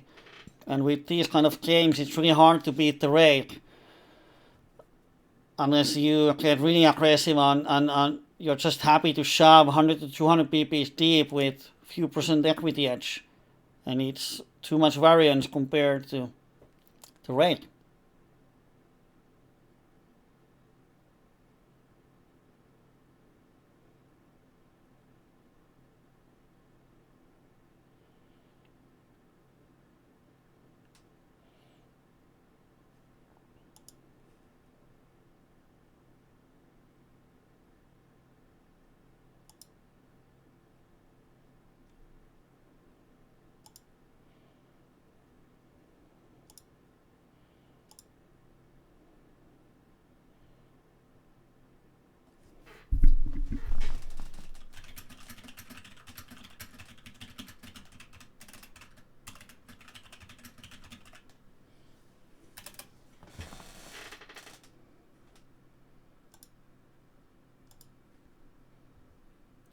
Just going to calculate something.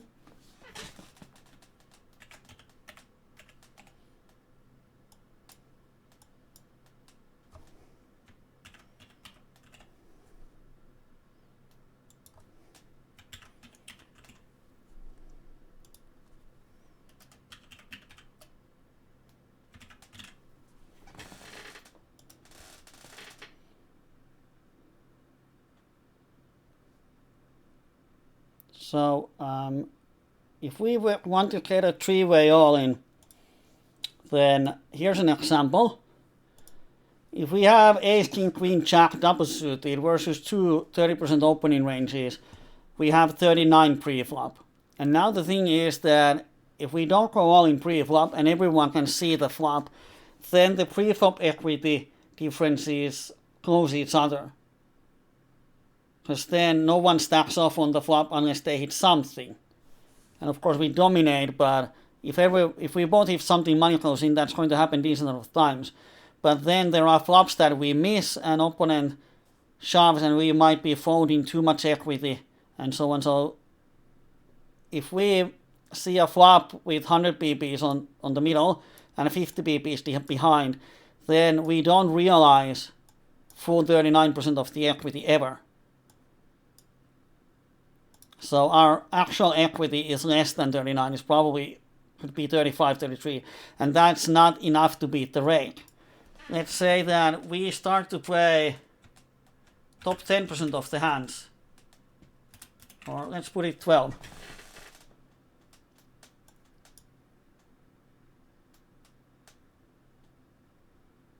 Okay. We're going to have a break. So here's the thing. If two people are 3-betting calling with 30% range, and we have 12% range, then the equity starts to run even closer. We have 37 pre-flop, and we never realize full equity versus aggressive players. Then if we have 33 pre-flop, or if we realize 33% of equity three-way pot, we're not beating 50 pp per 100 rate. That's the thing. If we could realize 40% of the equity, which would be pretty much really strong hands, and that's pretty much aces, ace, king, king type of hands, then if we could realize 40% of equity three-way, then our EV would be 20 big blinds. And we sort of almost hit the flop. Come on, pair. All right. SPR 1.5. Do you have it? No. So we get something back nice. But the thing is that they're trying to explain to me that playing wide range in this maniac table is how you gain edge. And you don't. That's why I mean, when people have 30% ranges, now we want to have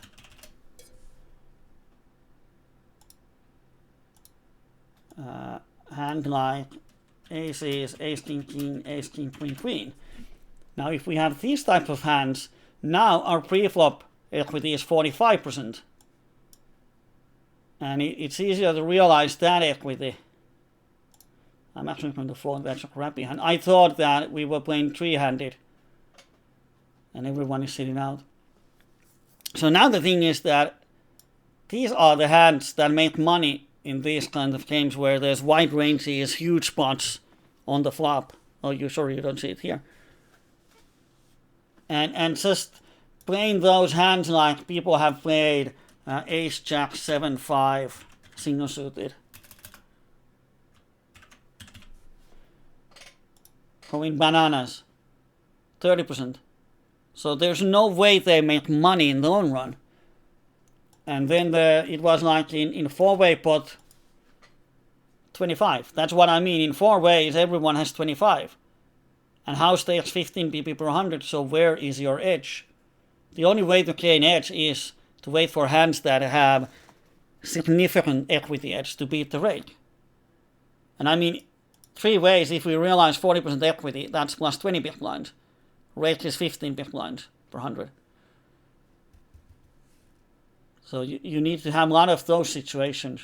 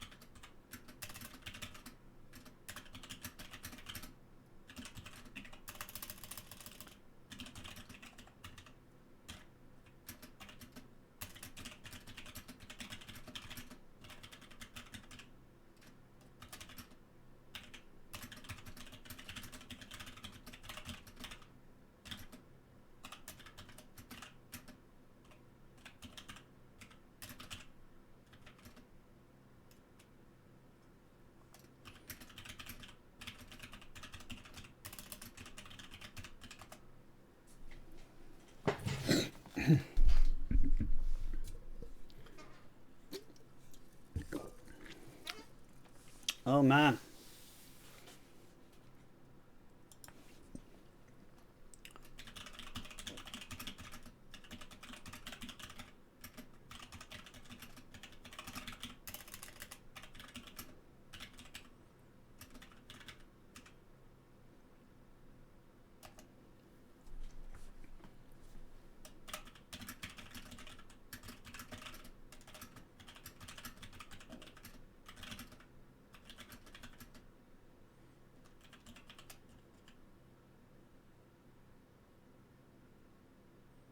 Why everyone is sitting out? Or leaving the table?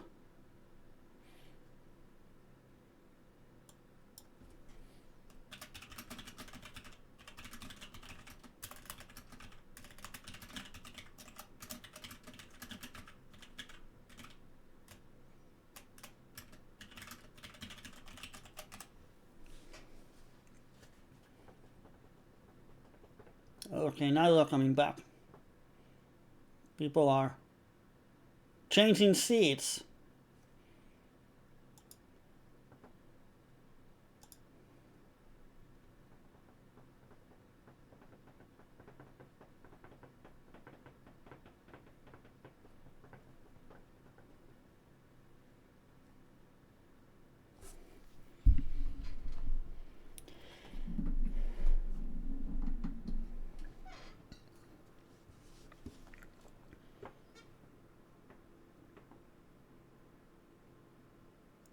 Why did I leave the table? What? Alright, let's go back in.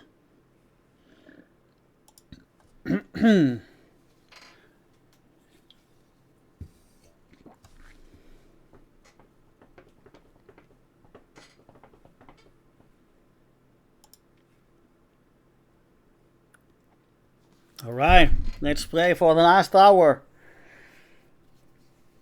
Oh man, what shots we had. We could be up 300 or 400 big blinds. That sucks.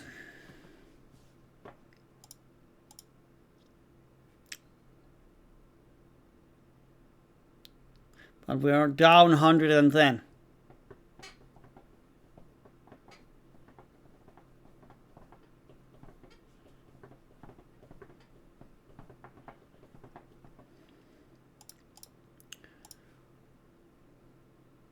Average pot size 84 and 100 big blinds.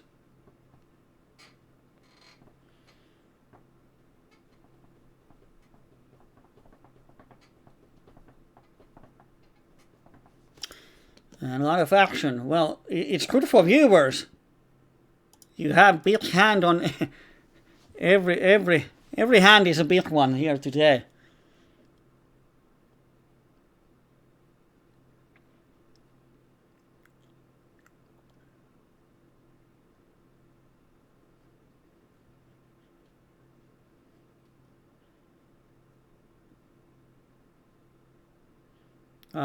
On both tables, same 3 players have position: Drewski, Hard King, Ground Mike. Drewski, Hard King, Ground Mike. So all the same players have position on us.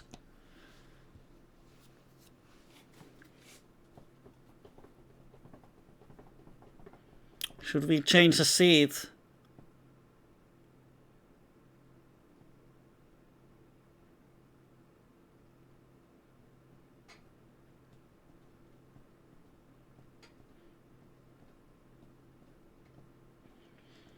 Not sure if it matters on these games.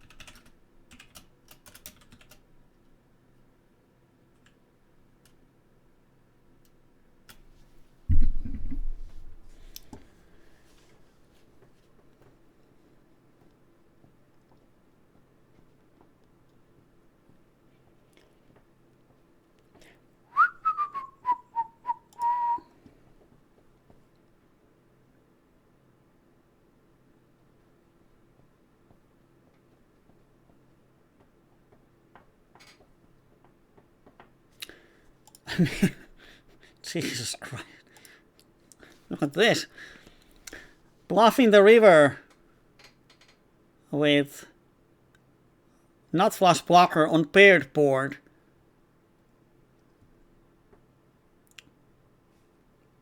And trying to make a trump player fold.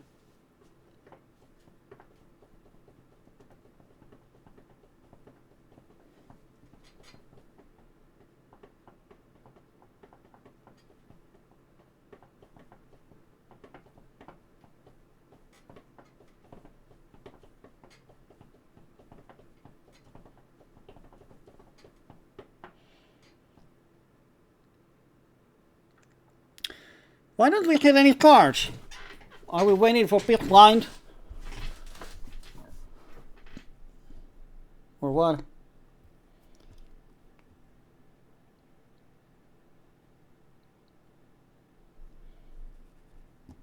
Where are my cards?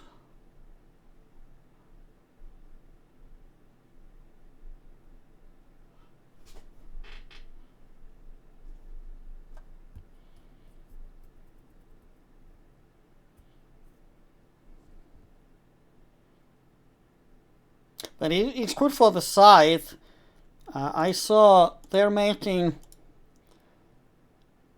around average of $2 of rate per hand, which would mean, do we see how many hands per hour we play? Only 46, why? Okay. So then they are making around 160 an hour, which would be around $500. Okay, then it's not that good. Because they give away 300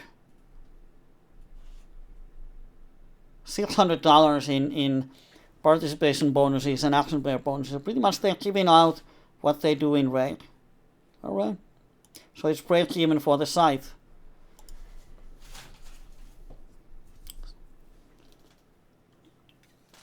Alright.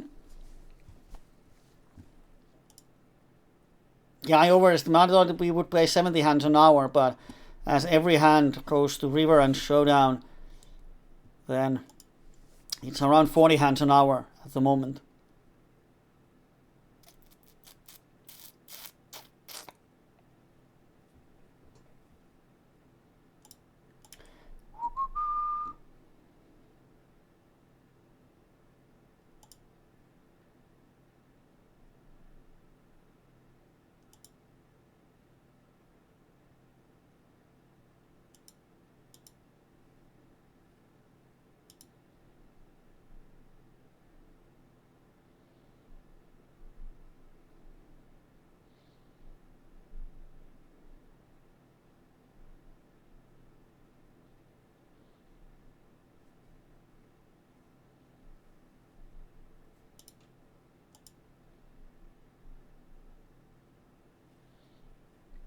Okay, now we get hands.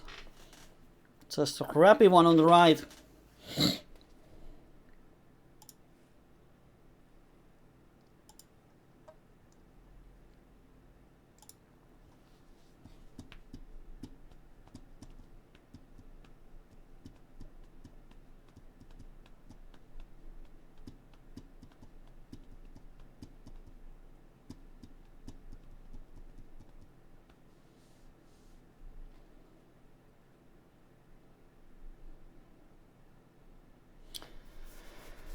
Crap.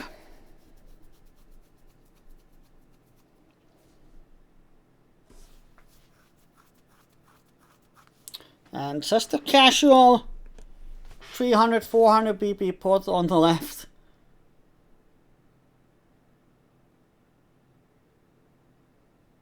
This is like average PLO2 game. No one cares for the money. And set of queens. 400 BBs. Oh man. Oh boy.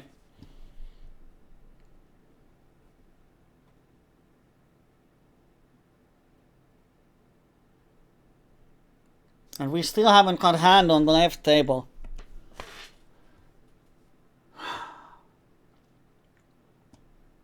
Waiting for the big blind.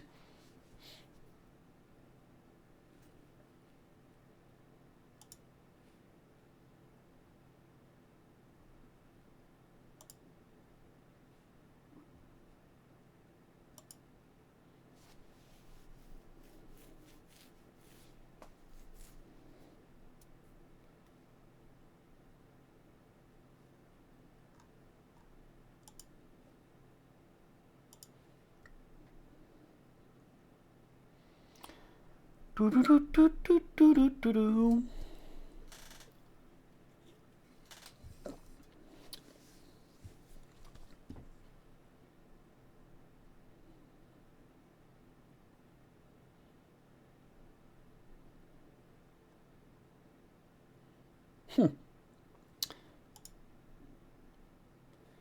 Not very playable hand on the right. 9-6-5 deuce.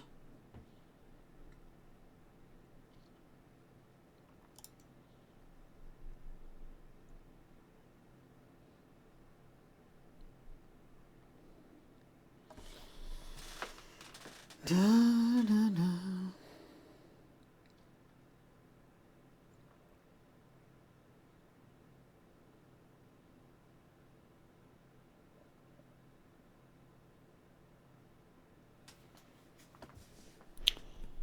And 70 big blinds pre-flop. I mean, it's a great game when you get hands.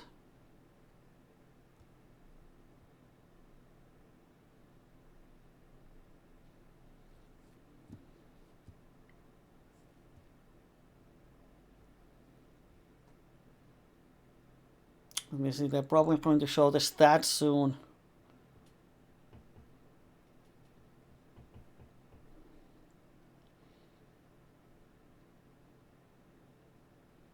Curious to see who's down.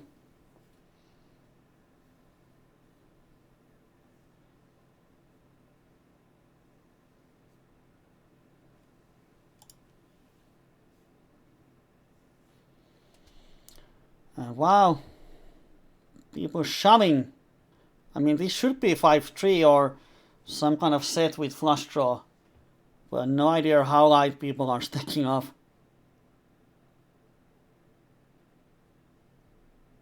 And bets 50 and folds.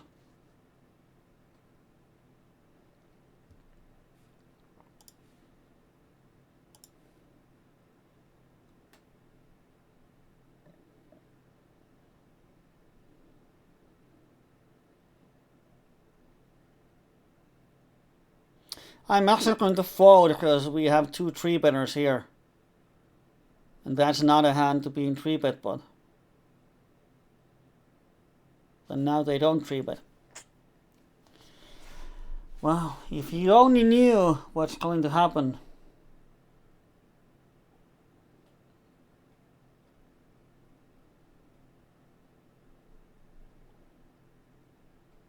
Oh, there's the 3-bet.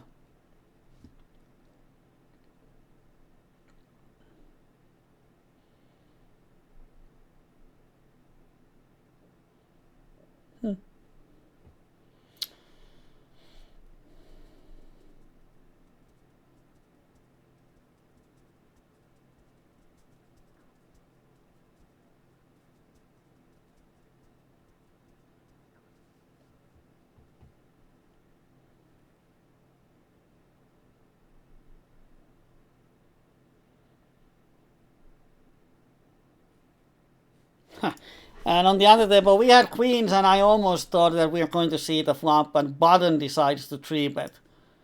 And we have to fold. And here, people are trying to get deep stacks in.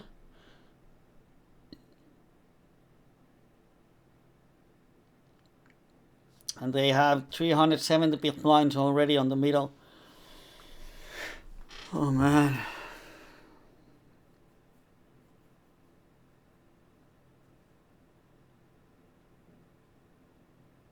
And that's going to be 700 BB pot. And he doesn't have the straight. Insane. And here,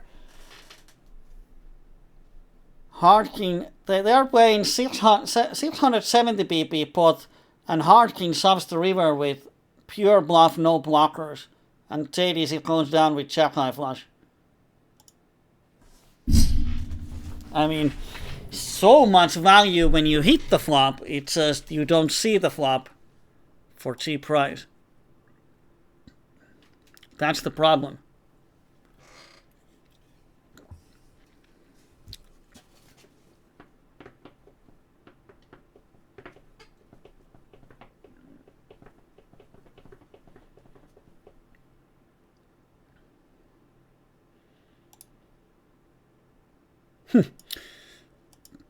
Three betting.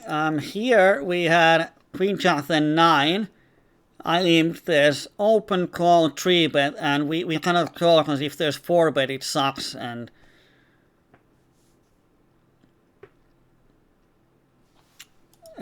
for some reason people decide to shove pocket tens pre-flop for 270 big blinds.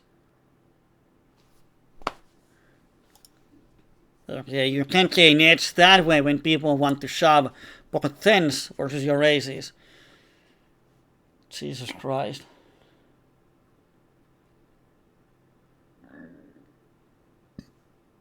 And JDC has been lucky. He bought in with $50.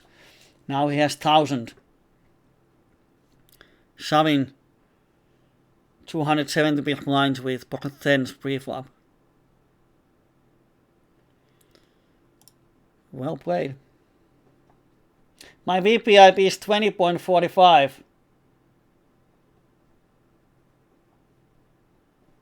There's only 2 players with VPIP over 40 that has been for the whole session.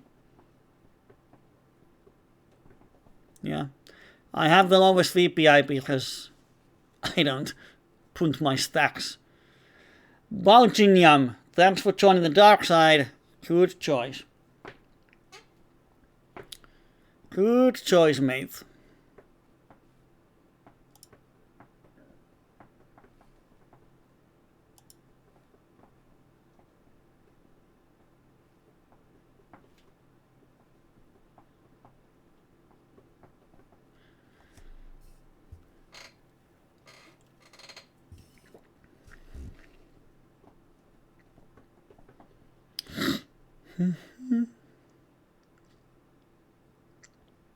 I'm happy to fold if I can win one pot to get me back to break even.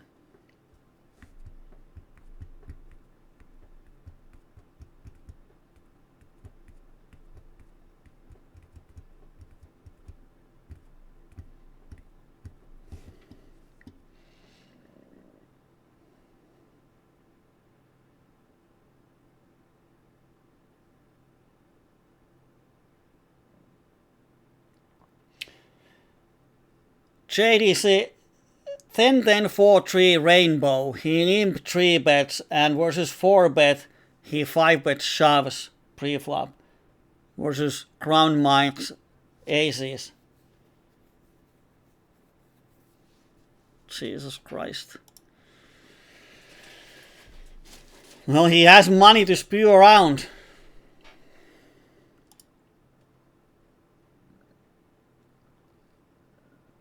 But that's not good strategy. That's gambling.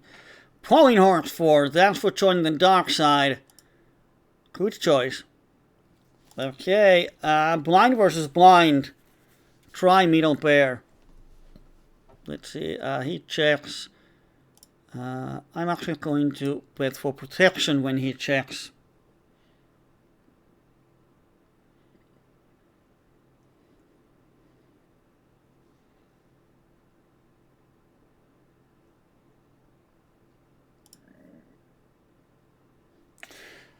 What a run out.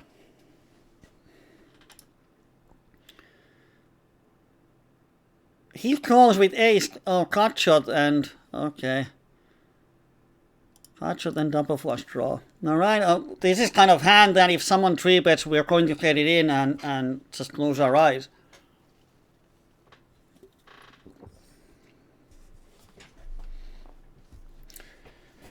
Yeah, last time on PLO100 it was more passive.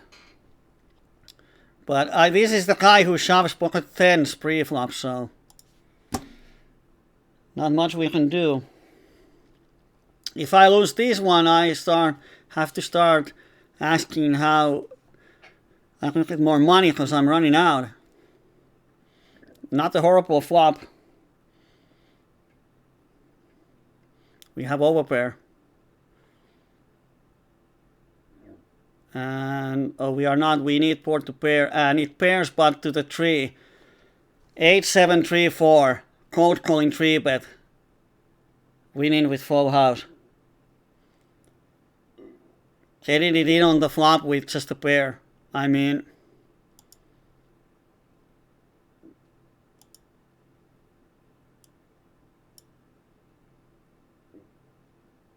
What? I was banned because I don't have money.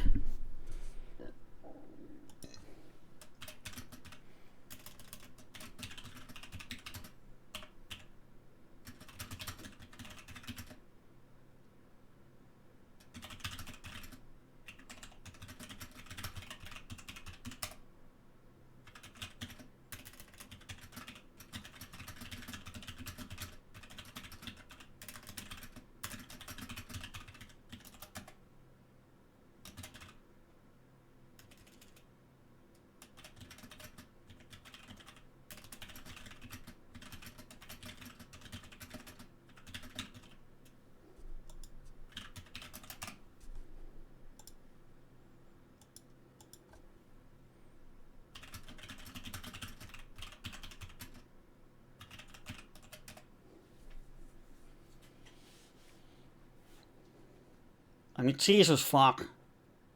8743 rainbow.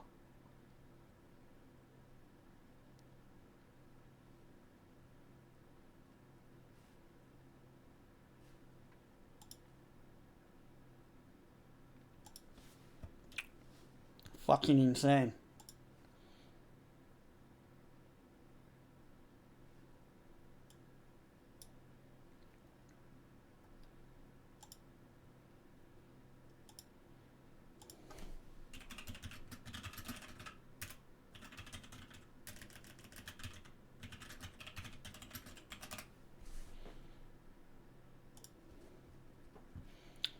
Oh.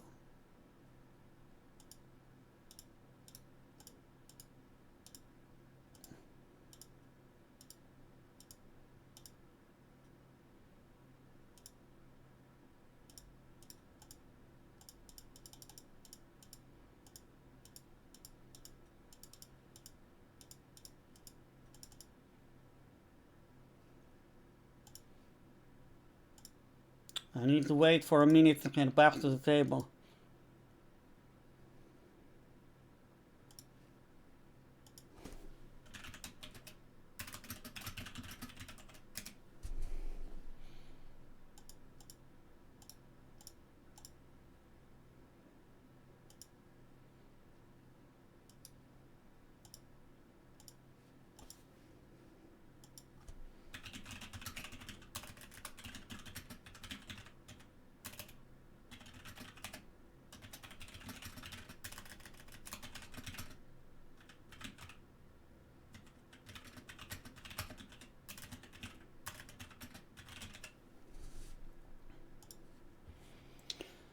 And we hit the set. 200 pips deep.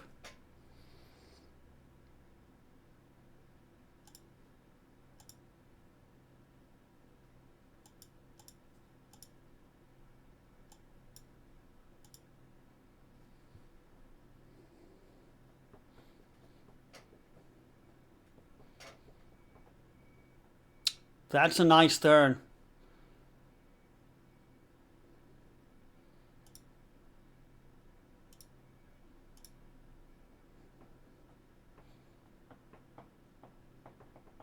Or is it a setup?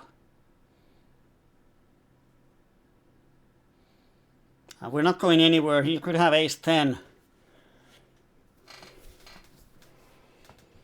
Would he slow play aces on the way?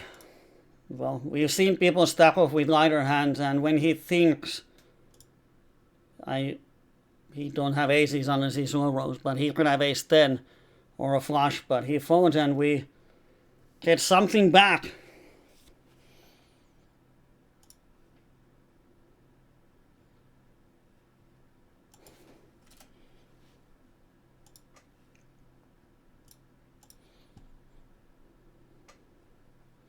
And on the other table, we have only $87.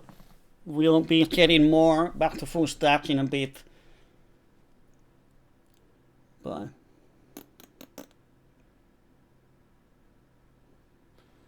oh boy.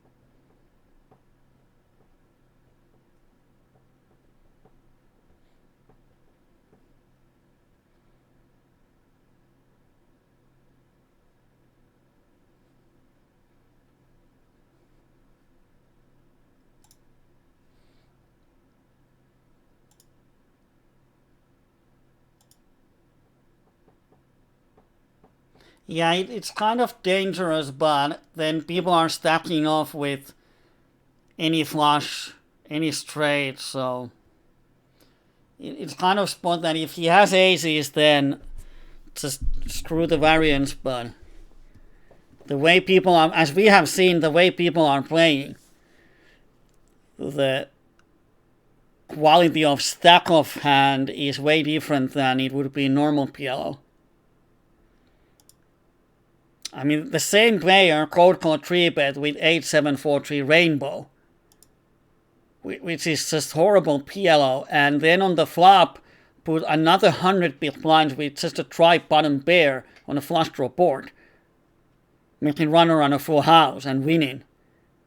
And I mean, on the flop, he didn't have a lot of equity. The other guy had queen and flush draw. I had overpair.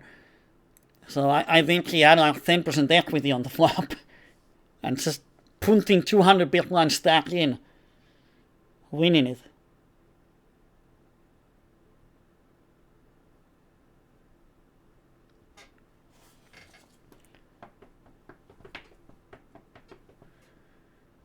It's weird.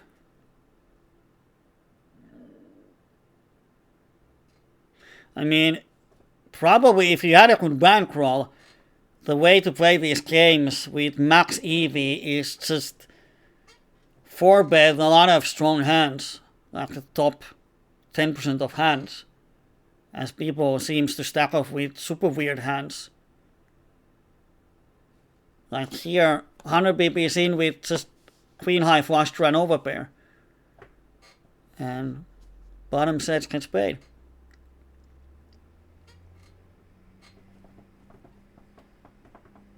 So probably just embrace the variance and start to shove pre-flop, but the variance is insane in that kind of game.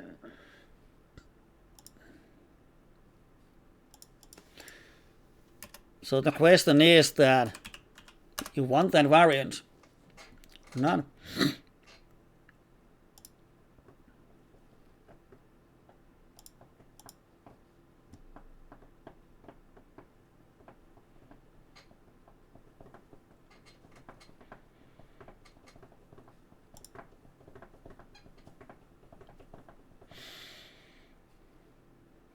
And still no hands on the left table. I mean, we've been sitting out for God how long?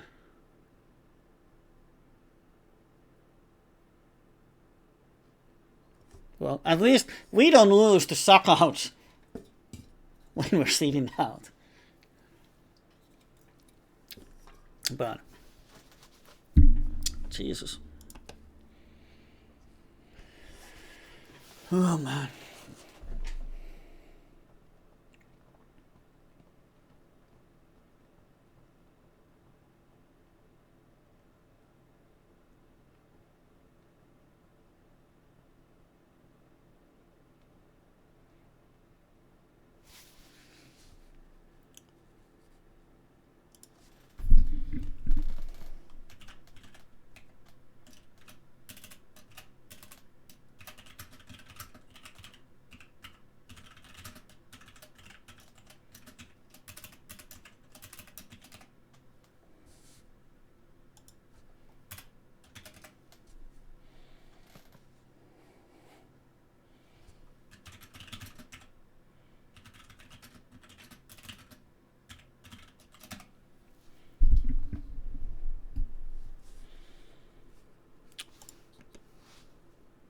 Surprise, surprise. Open 3-bet cold call.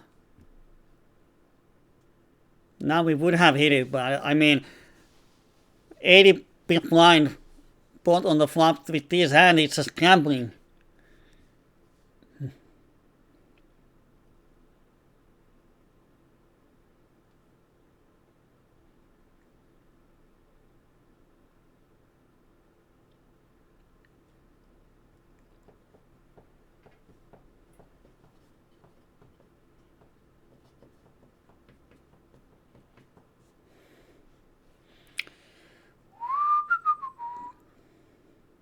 This game might actually end before we get the hand here. 1, 2, 3, 4 buttons before we get the hand. And there's 30 minutes to go.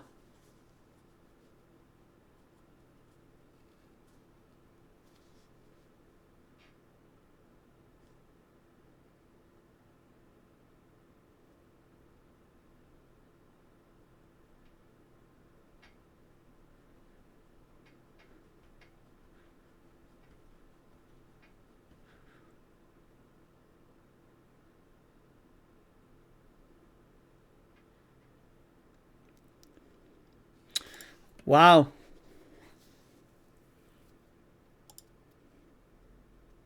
$300 BPs deep.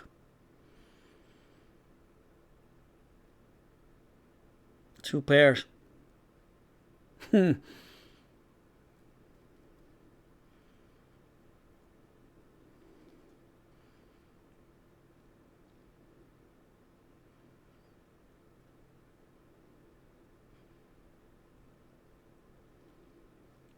Do we just shove it here?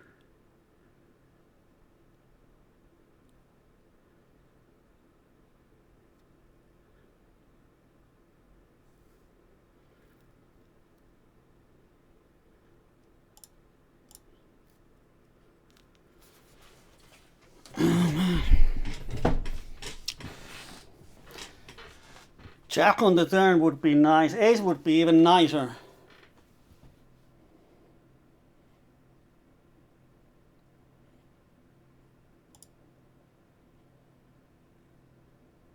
We're going to check back, just going to wait for a while.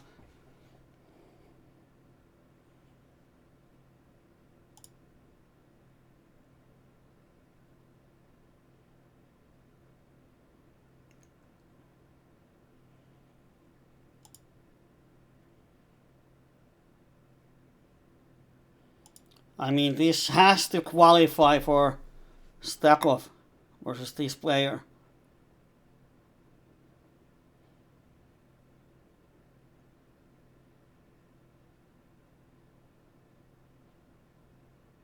I mean, the only hand that beats us that he could have is pocket eights, but he was bluffing. But it's one of those situations that if he re-raises the river, normally it would suck ass, and you probably should fold that one. High cups. I think the thing is shipped and you should receive it. I can check it out when it was, but I think it was shipped. But yeah, I will check it out after the session if I remember.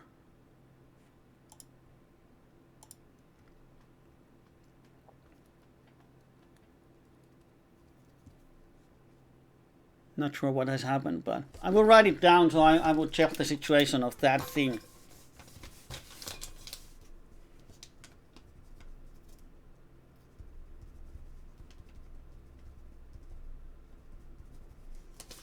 Right, there it is.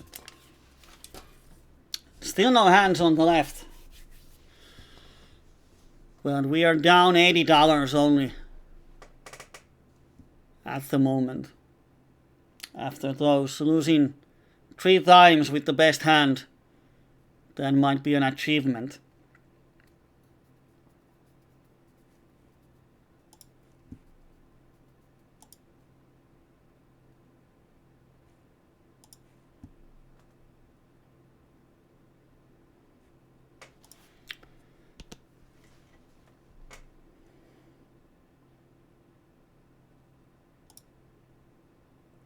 Let's use the limp call, and if there's a 3-bet, we can fold the hand. If someone raises, we're going to call. If there's raise and 3-bet, then we just fold.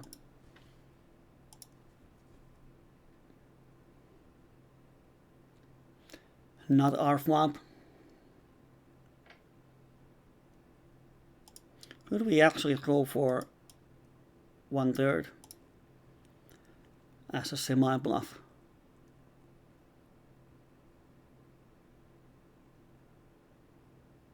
Wow, both of them calls. Now ace on the river, please.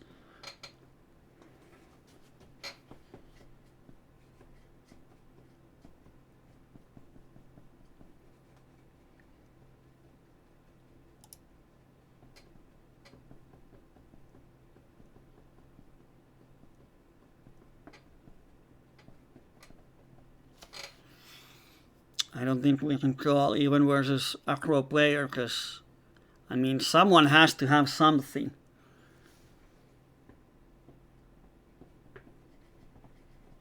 Penguin of Death Thanks for joining the dark side.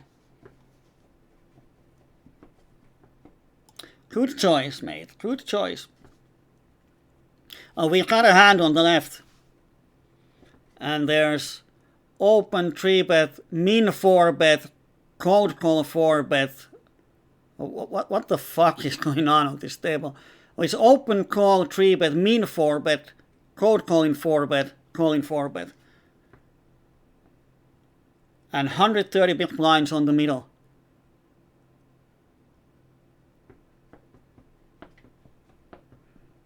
And 270 BBs on the middle. And our auto reload doesn't work on this table. Because now we have money on the account, but it doesn't work. I don't mind. Minimizing the damage.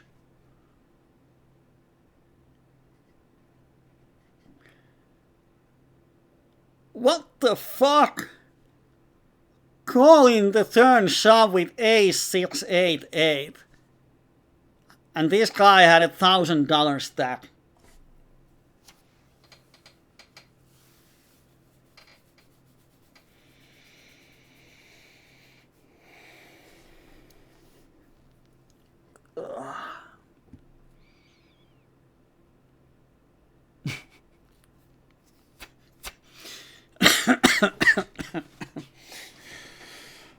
Oh boy. Oh my god.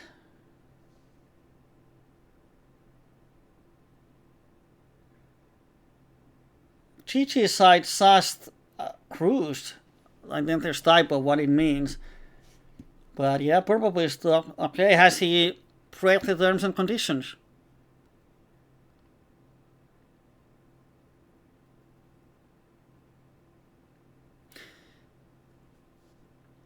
So if they froze his account, it's different.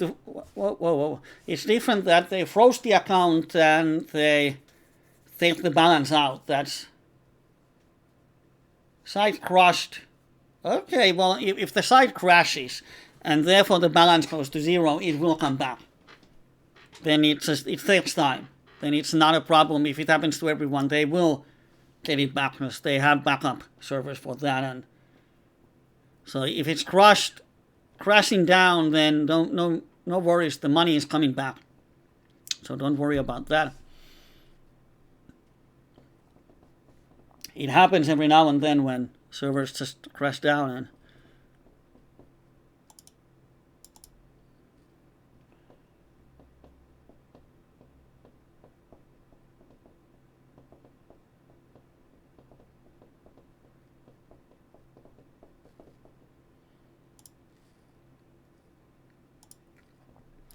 it will come back, don't worry. Or he shouldn't worry. I can imagine GG's Discord is going crazy right now. Everybody asking, what's going on? When do I get my money?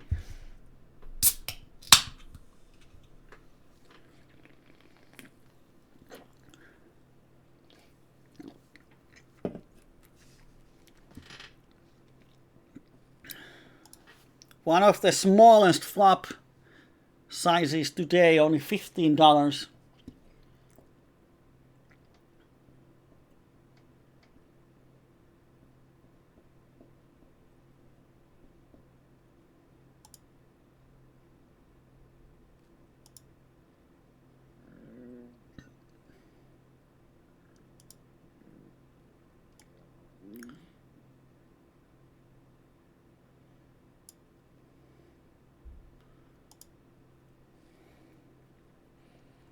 Getting stacks to 100.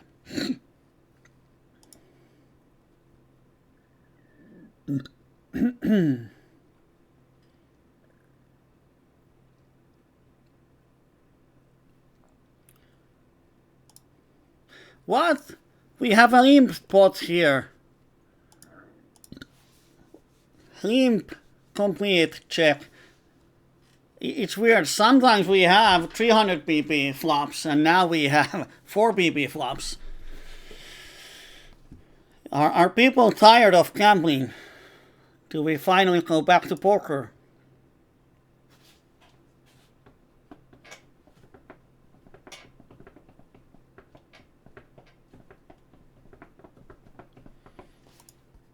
And garbage here. Yeah, the thing is that Gigi has had a lot of those server issues. I wonder why they don't just get good and enough servers to run. Because they have way more traffic than they're used to, but you can't get hardware with money. I mean, just put money in it and get it running, because when the servers crash and they're down like a day, they lose a lot of money. So if they would invest that money they now are losing to the servers to make it run better.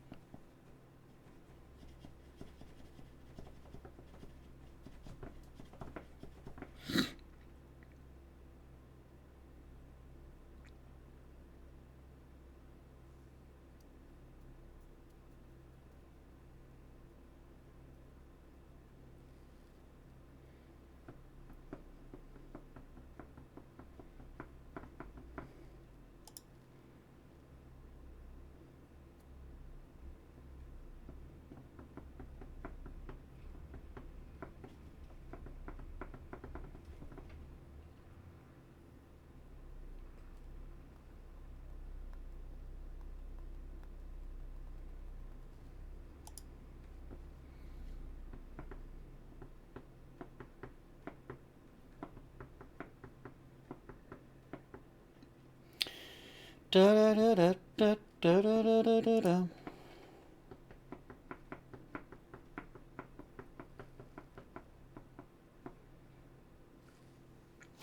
And here, paired board, pot's getting bigger.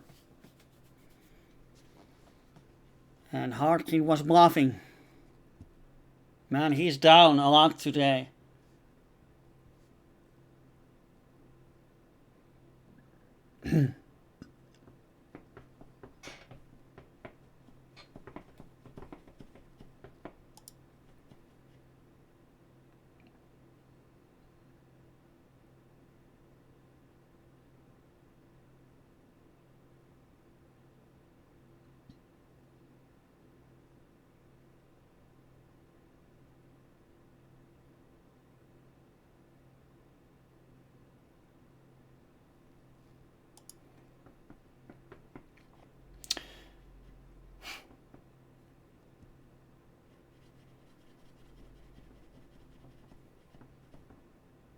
Crown making a hand, don't know what table it is, but he called with pocket jacks on king 6-3 board, c-bet, and spiking the jack on the turn and stacking king 6 by the river. I mean, they're straight completing on the turn, and they just start to pile the chips with 2 pairs and set. And then the river complete even more straights, and the sets just piles chips in, and Harkin snap calling with king 6 with 2 pairs. I mean, the value you get when you have the nuts on the river is insane. Because people get hundreds of BBs even with mediocre hands on the river.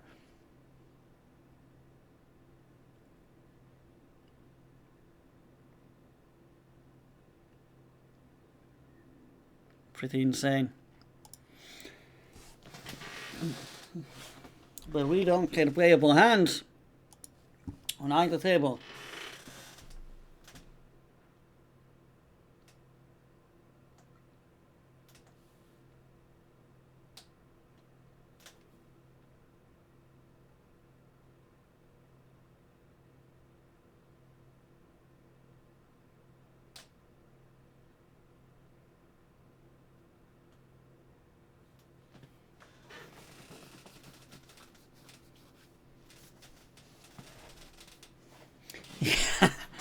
You're left that with a sausage in your hand.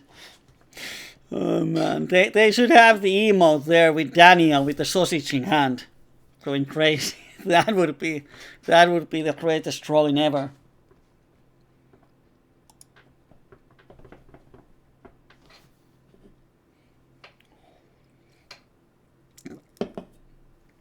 Oh man.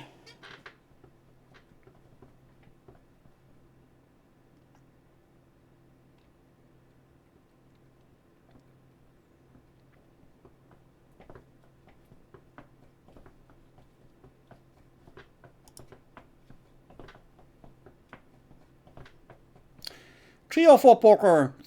Good choice. Good choice. Thanks for following and thanks for joining the dark side. It's way more fun in here.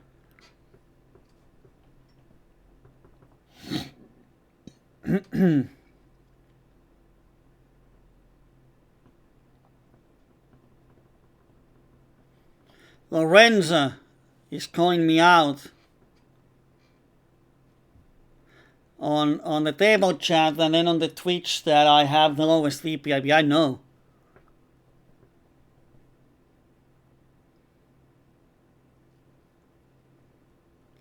But the thing is that I like money more than gambling. That's just the thing.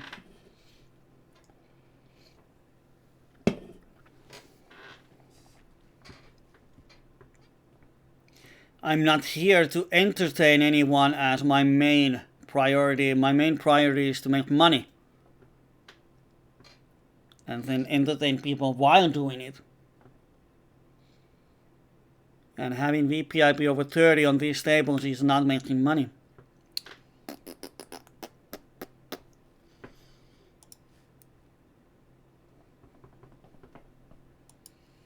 So that's about it.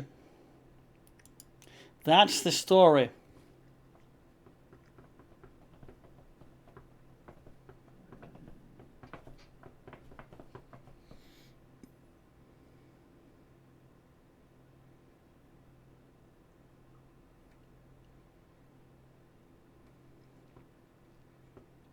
Oh, on next week, from Sunday, Monday, Tuesday, when I'm going to be on the cabin without the family, which means lots of sausages, barbecuing, lots of poker, lots of sauna, lots of everything, super fun. So then I will do the barbecue stream. Not sure if we have the grill there, but at least in the oven, I will do some pretty juicy sausages. I can promise you that I will do a sausage stream on Monday or Tuesday, where we will have the fucking best sausages in the world while grinding PLO. Yeah, that's what we're going to do. If I somehow forget it, then remind me on the Discord to have a sausage stream after Super Bowl. We will do a fucking sausage stream. Could we flop the straight flush without any three betters? Well, almost. It's not quite there, but we are having a run a straight flush draw.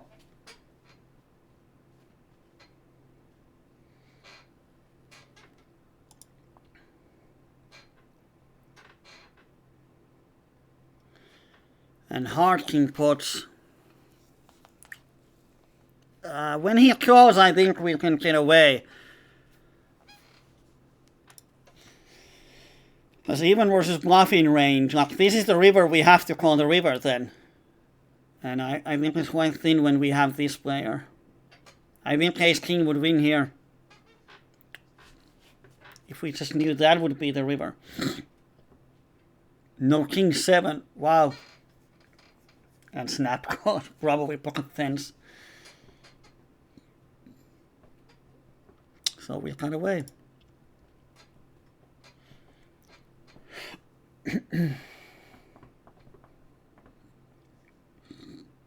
Yeah, they're probably losing quite a lot. I mean, in terms of how much the servers would cost.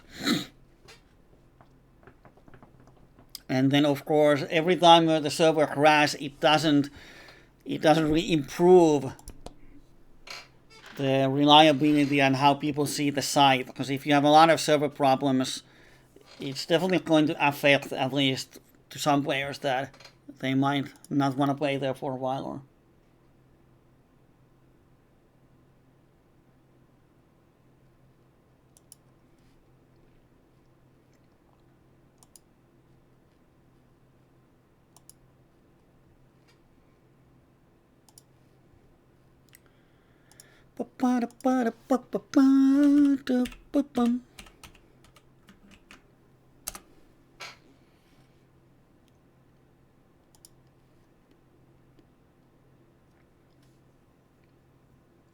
yeah, sausage stream.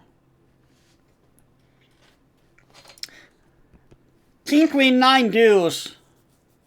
Oh, he's shorty, so still, it's not quite the hand you just want to shove. But he decided to shove and then reload to 200 pp's.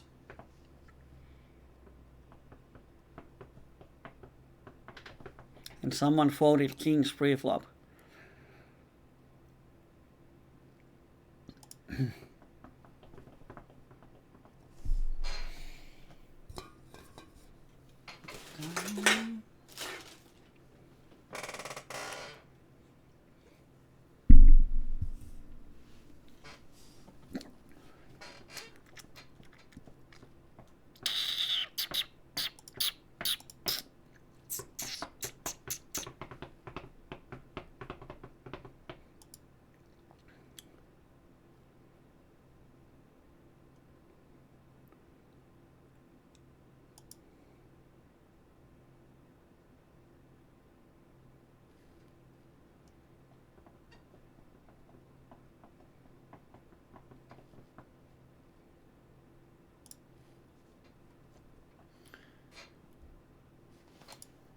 Yep, maybe we should play every hand. Would have a full house here. Just the average 200 pp pot, 3 ways. Paired, flushed board.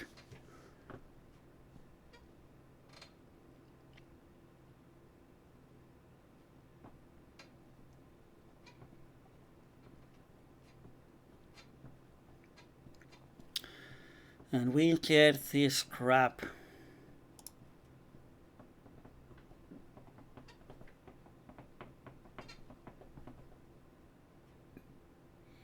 And the auto reload is not working.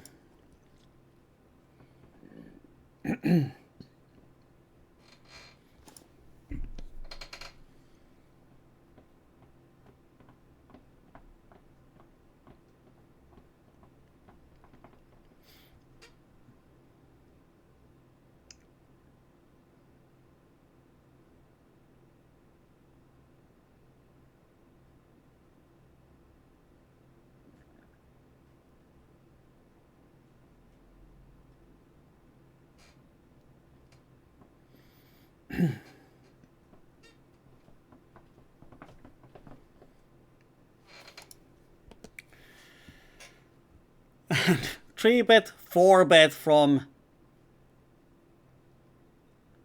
our friend JDZ,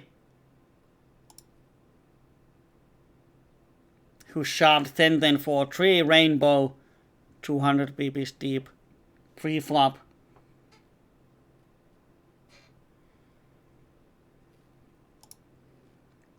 Oh boy.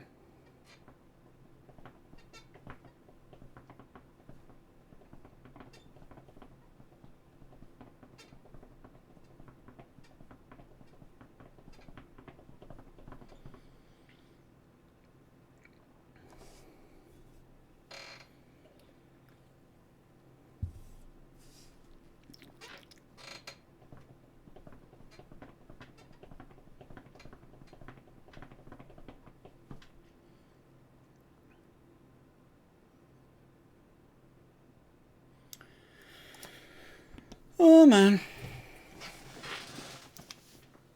Around 10 minutes left in this session. Not sure if we will see a playable hand, but let's enjoy the punting of others. 3 bet call, 4 bet, 5 bet call, and just deciding to get ace queen jack 6 in 200 pp's deep and flopping full house and losing to 1 outer on the river.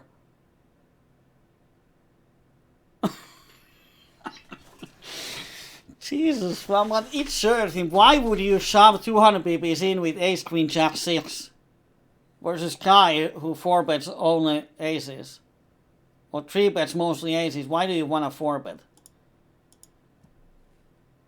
GG was hacked. Oh, the money is coming back, don't worry.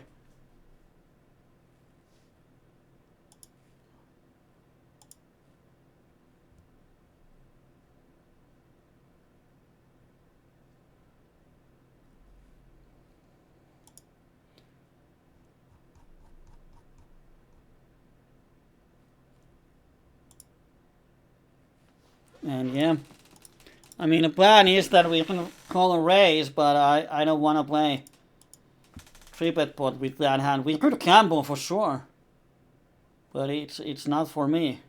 And there's the 4-bet, which I think you can do this with wide range versus this guy because he's stacking up with almost 100% range. I mean, he has done this line with 10-10-4-3 rainbow, shoving pre-flop.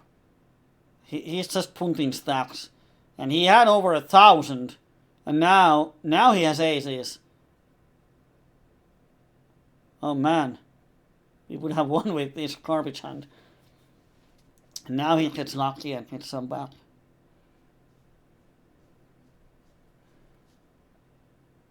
You are kicked from lobby server. What?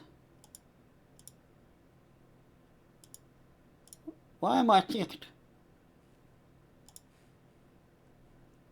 What?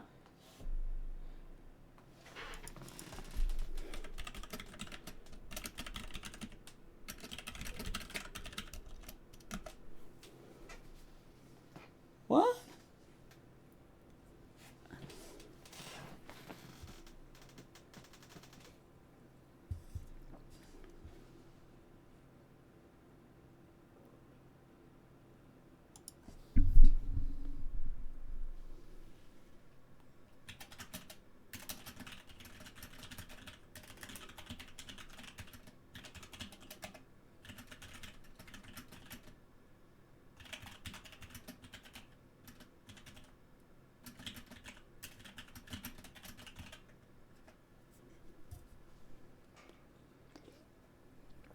Wow. They took me out because my VPIP was 19. And the rules say that you have to play full 3 hours to get the participation bonus.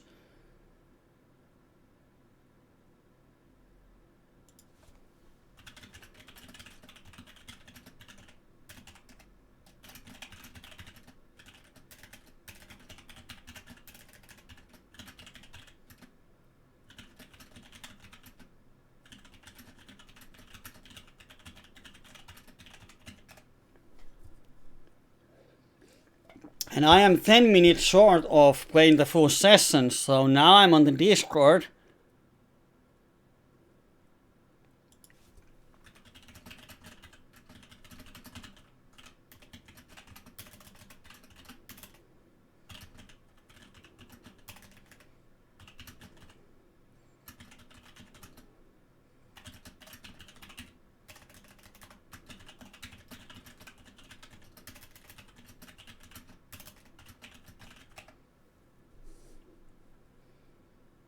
Wow. And I don't think I think I'm running decently bad by card distribution.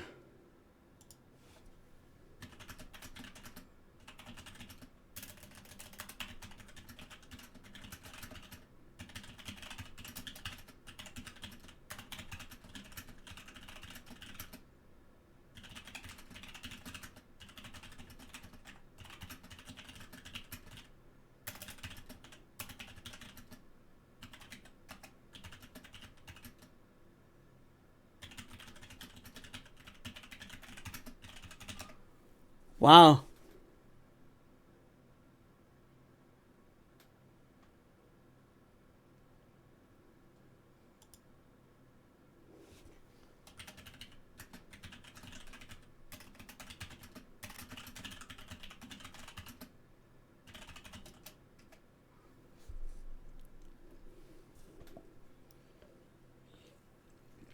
I think that that's a shitty move to kick out 10 minutes before the end.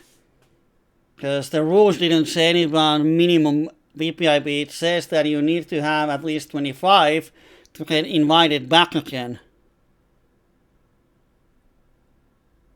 And no warning, just kick out of the table. And I'm fine with that, it's their game. But if that 10 minutes now denies me from the participation bonus, which is a huge part why I even play these games, then that's super douchebag move. But let's see.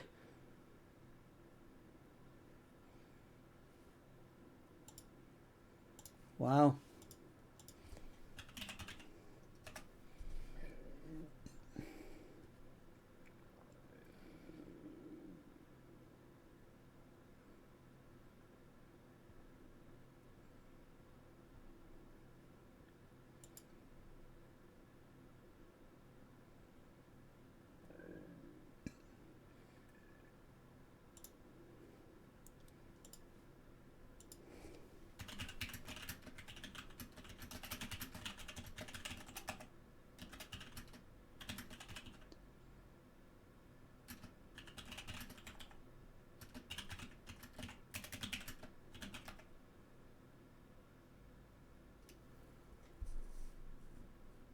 But if they deny the bonus, then that's a fucked up. I mean, 10 minutes. I mean, yeah, the rules actually say, I just checked.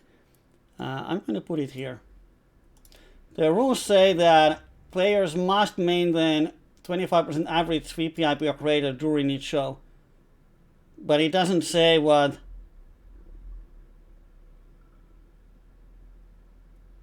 happens if you don't. It doesn't show that they will take away the participation bonus. For participation bonus, it just says that you have to show up and you have to play full 3-hour session, and then they kick me 10 minutes before.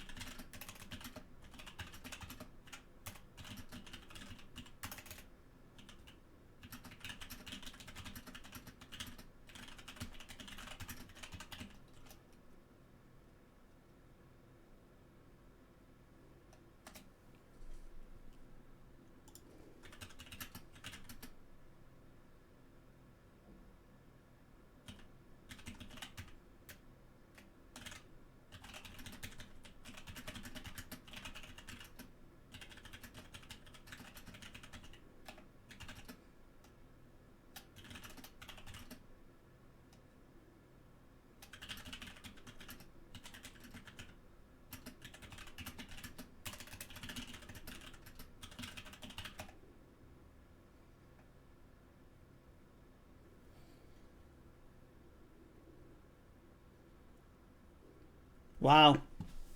That's not a classy move. Kicking out 10 minutes before the end.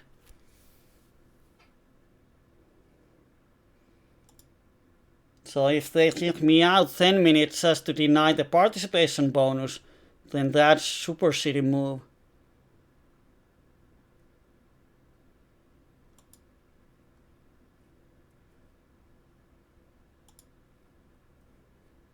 But the funny thing is that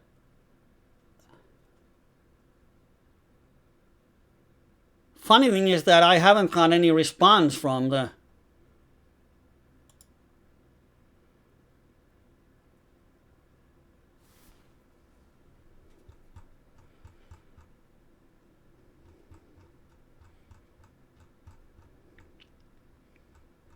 wow.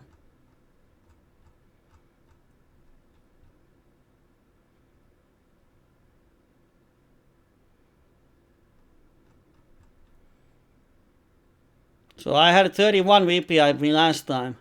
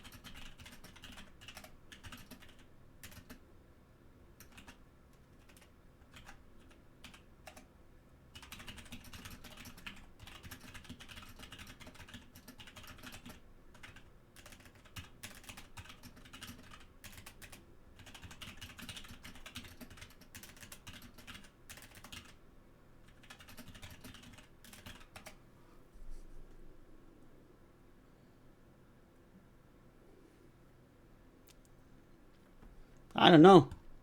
I'm out of the tables and now I'm wondering if I get the bonus or not.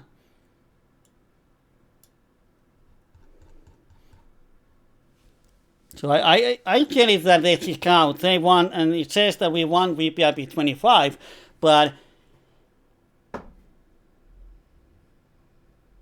I had 31 last time, and I have played around 200 hands today. So if you get card dead, you can have VPIP 20. I mean, I had sessions where first 100 hands, when I had my own hand, I had VPIP 8. In normal PLO, where I normally play around 26% of hands at least. So it's possible. And then without any warning, just kick out 10 minutes before the end.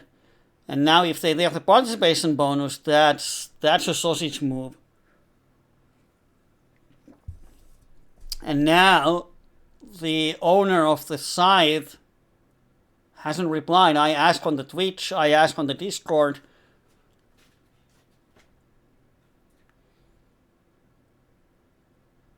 My VPIP was 19 at the moment.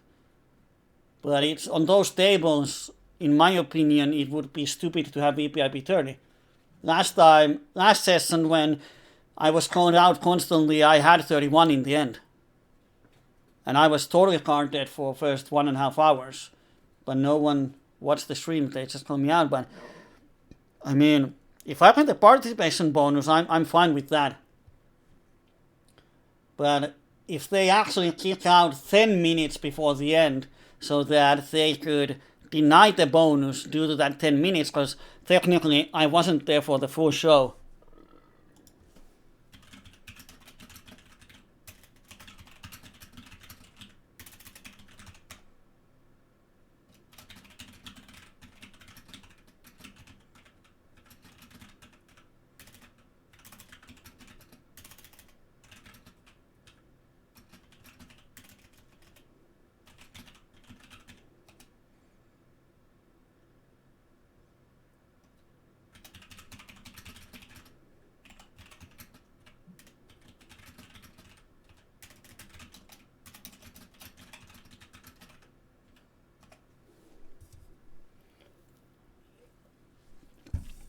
And I don't know, probably the Rounder is on the stream saying something. I don't have audio on that stream, so I have no idea what he's talking about there, but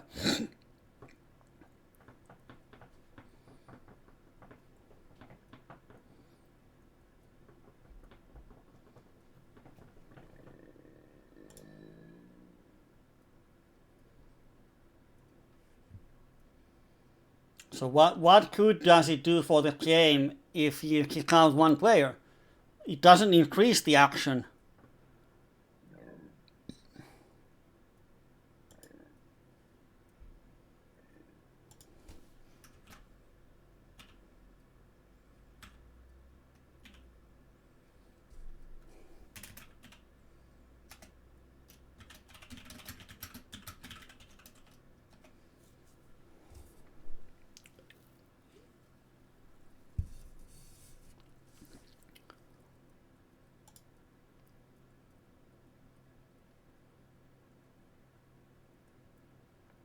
Now he says he's going to reply in 45 minutes.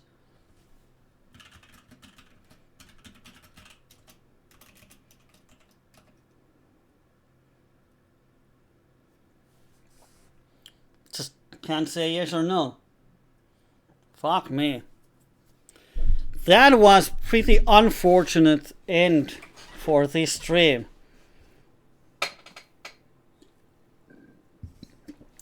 So they have requirement. Here are the rules. First, it says that participation bonus. In order to qualify for the participation bonus, player must reserve the seat. Done.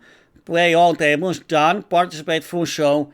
Not done, because they kicked me out 10 minutes before the end.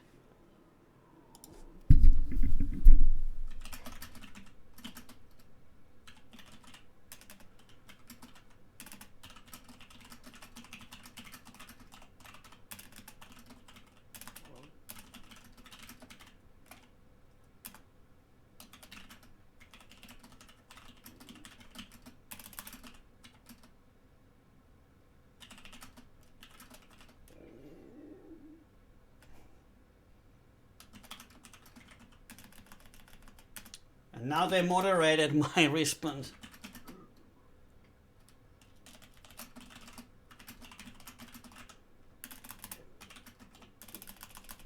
Jesus fuck.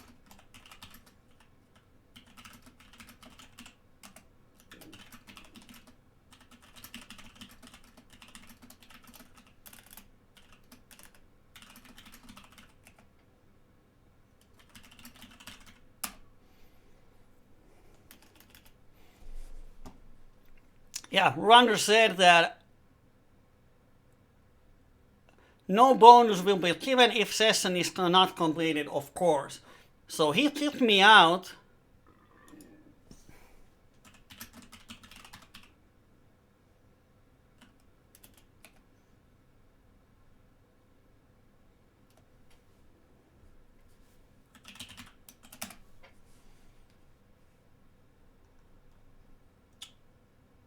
Oh man.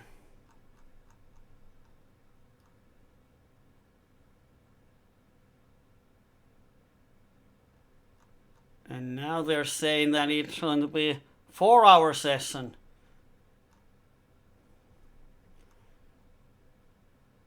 Why they say it's 4-hour session?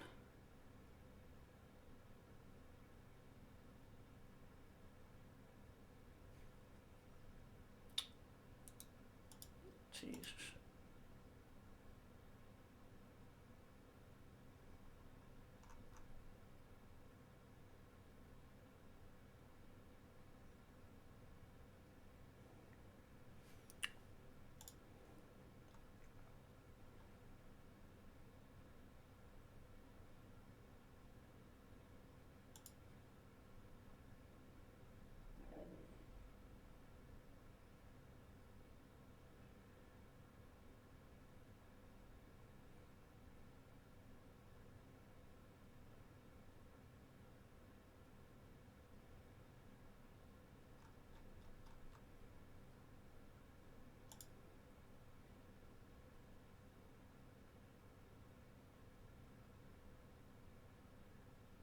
Yeah.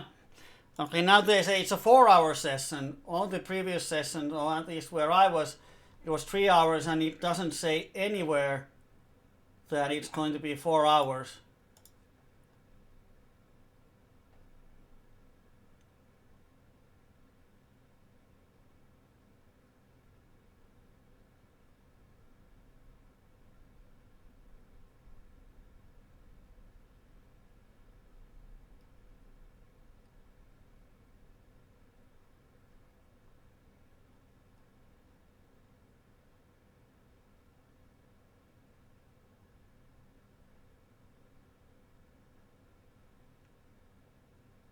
Nowhere says it. I didn't know it was 4 hours even.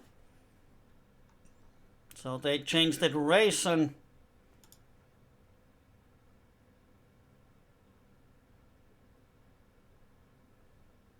Yeah, boy, I know Orange isn't jackass. I figured that one out. And I mean, the thing is, I don't mind them kicking me out. If they want high VPIP splashers, then they should have it. It's not a problem. I don't mind that, or they don't want me to play anymore because I don't splash with high VPIP in the stables. I get that. So I'm fine with that. It doesn't matter. They can kick me out. It's their game.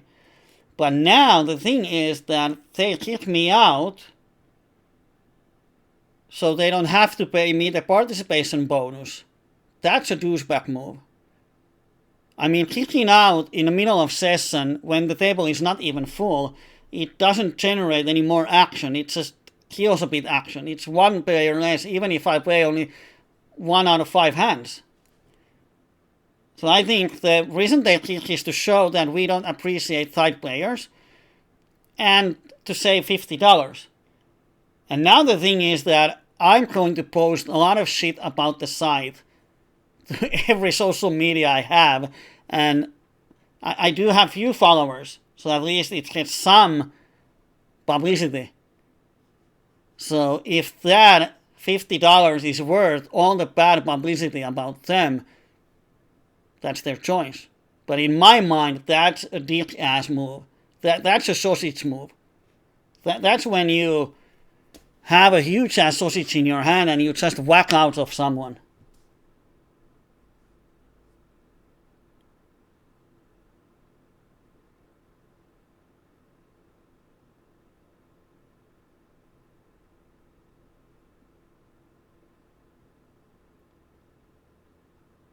And I was actually kicked out in the middle of hand. I can't even remember if I had a playable hand. Probably not. But looks like I'm not going to play at Rounder anymore, and that's a shitty ass move. Well, we're done. So now what's left is just cash out as fast as I can, and once I get my money, start posting shit about the site. That's what you get. When you screw people, you get angry people, and then you get bad publicity. That's how you run a site. So, if that's what you want, then that's what's going to happen here.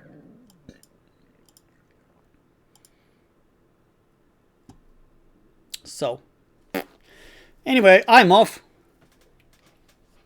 Maybe I get the bonus afterwards, or maybe I don't. But that's a shitty end to a stream.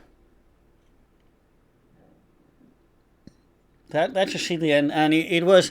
I mean, we had 3 all-ins. I can replay them or show it to you. Where do we put it? We put it so you can see it in the bigger picture. All right. This was one of the all-ins, 270 big blinds. We have the nuts with a flush draw on the turn. Opener has a set with a flush draw. 67-33, can't hold. All right. I mean, we got it in 3 times before the river. 3 all-ins before the river. 67%. Then this is 7-8 with flush draw versus Jack 10-4. We are small favorite, I think 55-45 here. I'm not sure if he should stack off $270. Unlucky. And then this 3-way all-in, King Queen Jack 10 versus 8-7-3-4 Rainbow, and King Queen Jack 9 had the best equity. So if we would just hold all of these hands, we would have $840 more. So we would be up $750 from the session. Well, they want people to have 30 VPIP. They want people to splash money around because it's good content, and I get that. I don't have a problem in that they want VPIP, and if you play too tight, then they say that you're not welcome. I know that's what they said, and I'm fine with that. That's not the problem. The problem is that you kick out someone without it benefiting the games. I mean, I would get they kick me out if the table is full and someone is waiting to get in the games who would play with higher VPIP. So then, kicking me out, getting a new player would increase the action. So, but kicking me out when the table is not full doesn't create anything good for the games. It doesn't increase the action. It lowers it. Less players to play hands, and I still play 1 or 5 hands. And I've created some action. Played big pots today, so I don't see why. The only reason is that they want to show everyone that if you don't play higher VPIP, don't even join. So I'm kind of example, which I'm fine with the kicking. The only problem is that we have a participation bonus, which says that to get the $50 bonus, which is the reason why I'm playing, because I don't have rate back on the site, and the rate is high, so the $50 bonus covers the rate, pretty much. But now I won't get it, because we didn't play the full show, because they kicked me out, and that's a douchebag move. It's like saying that I will give you $1,000 if you run a marathon. And then you run a marathon, and 5 meters before the end, I come and knock you out and say that you didn't run the marathon. No money for you. Technically, yes, but it's a sausage move. So not much we can do here. End the stream, and I will let you guys know whether I got the bonus in the end, or did they just pretty much scam me, as far as I consider. And if they do, then, well, then they pay that $50 for bad publicity. But that's what happens. But hey, it's 7 a.m. 7 a.m. here. In the end, we lost $100, so not horrible. 3 times all in with best hand and losing. Only 1 buy-in is acceptable. So I want you to know I'm going to sleep late. And not sure what day is today. Is today Wednesday? Okay, might stream Thursday, Friday afternoon, and then on the Monday, Tuesday a bit more from the cabin. But thanks for joining. Let's see what happens with this case. Drama in the online poker. That's it. I'm out. Off to bed. Thanks for joining. See you later. Bye bye.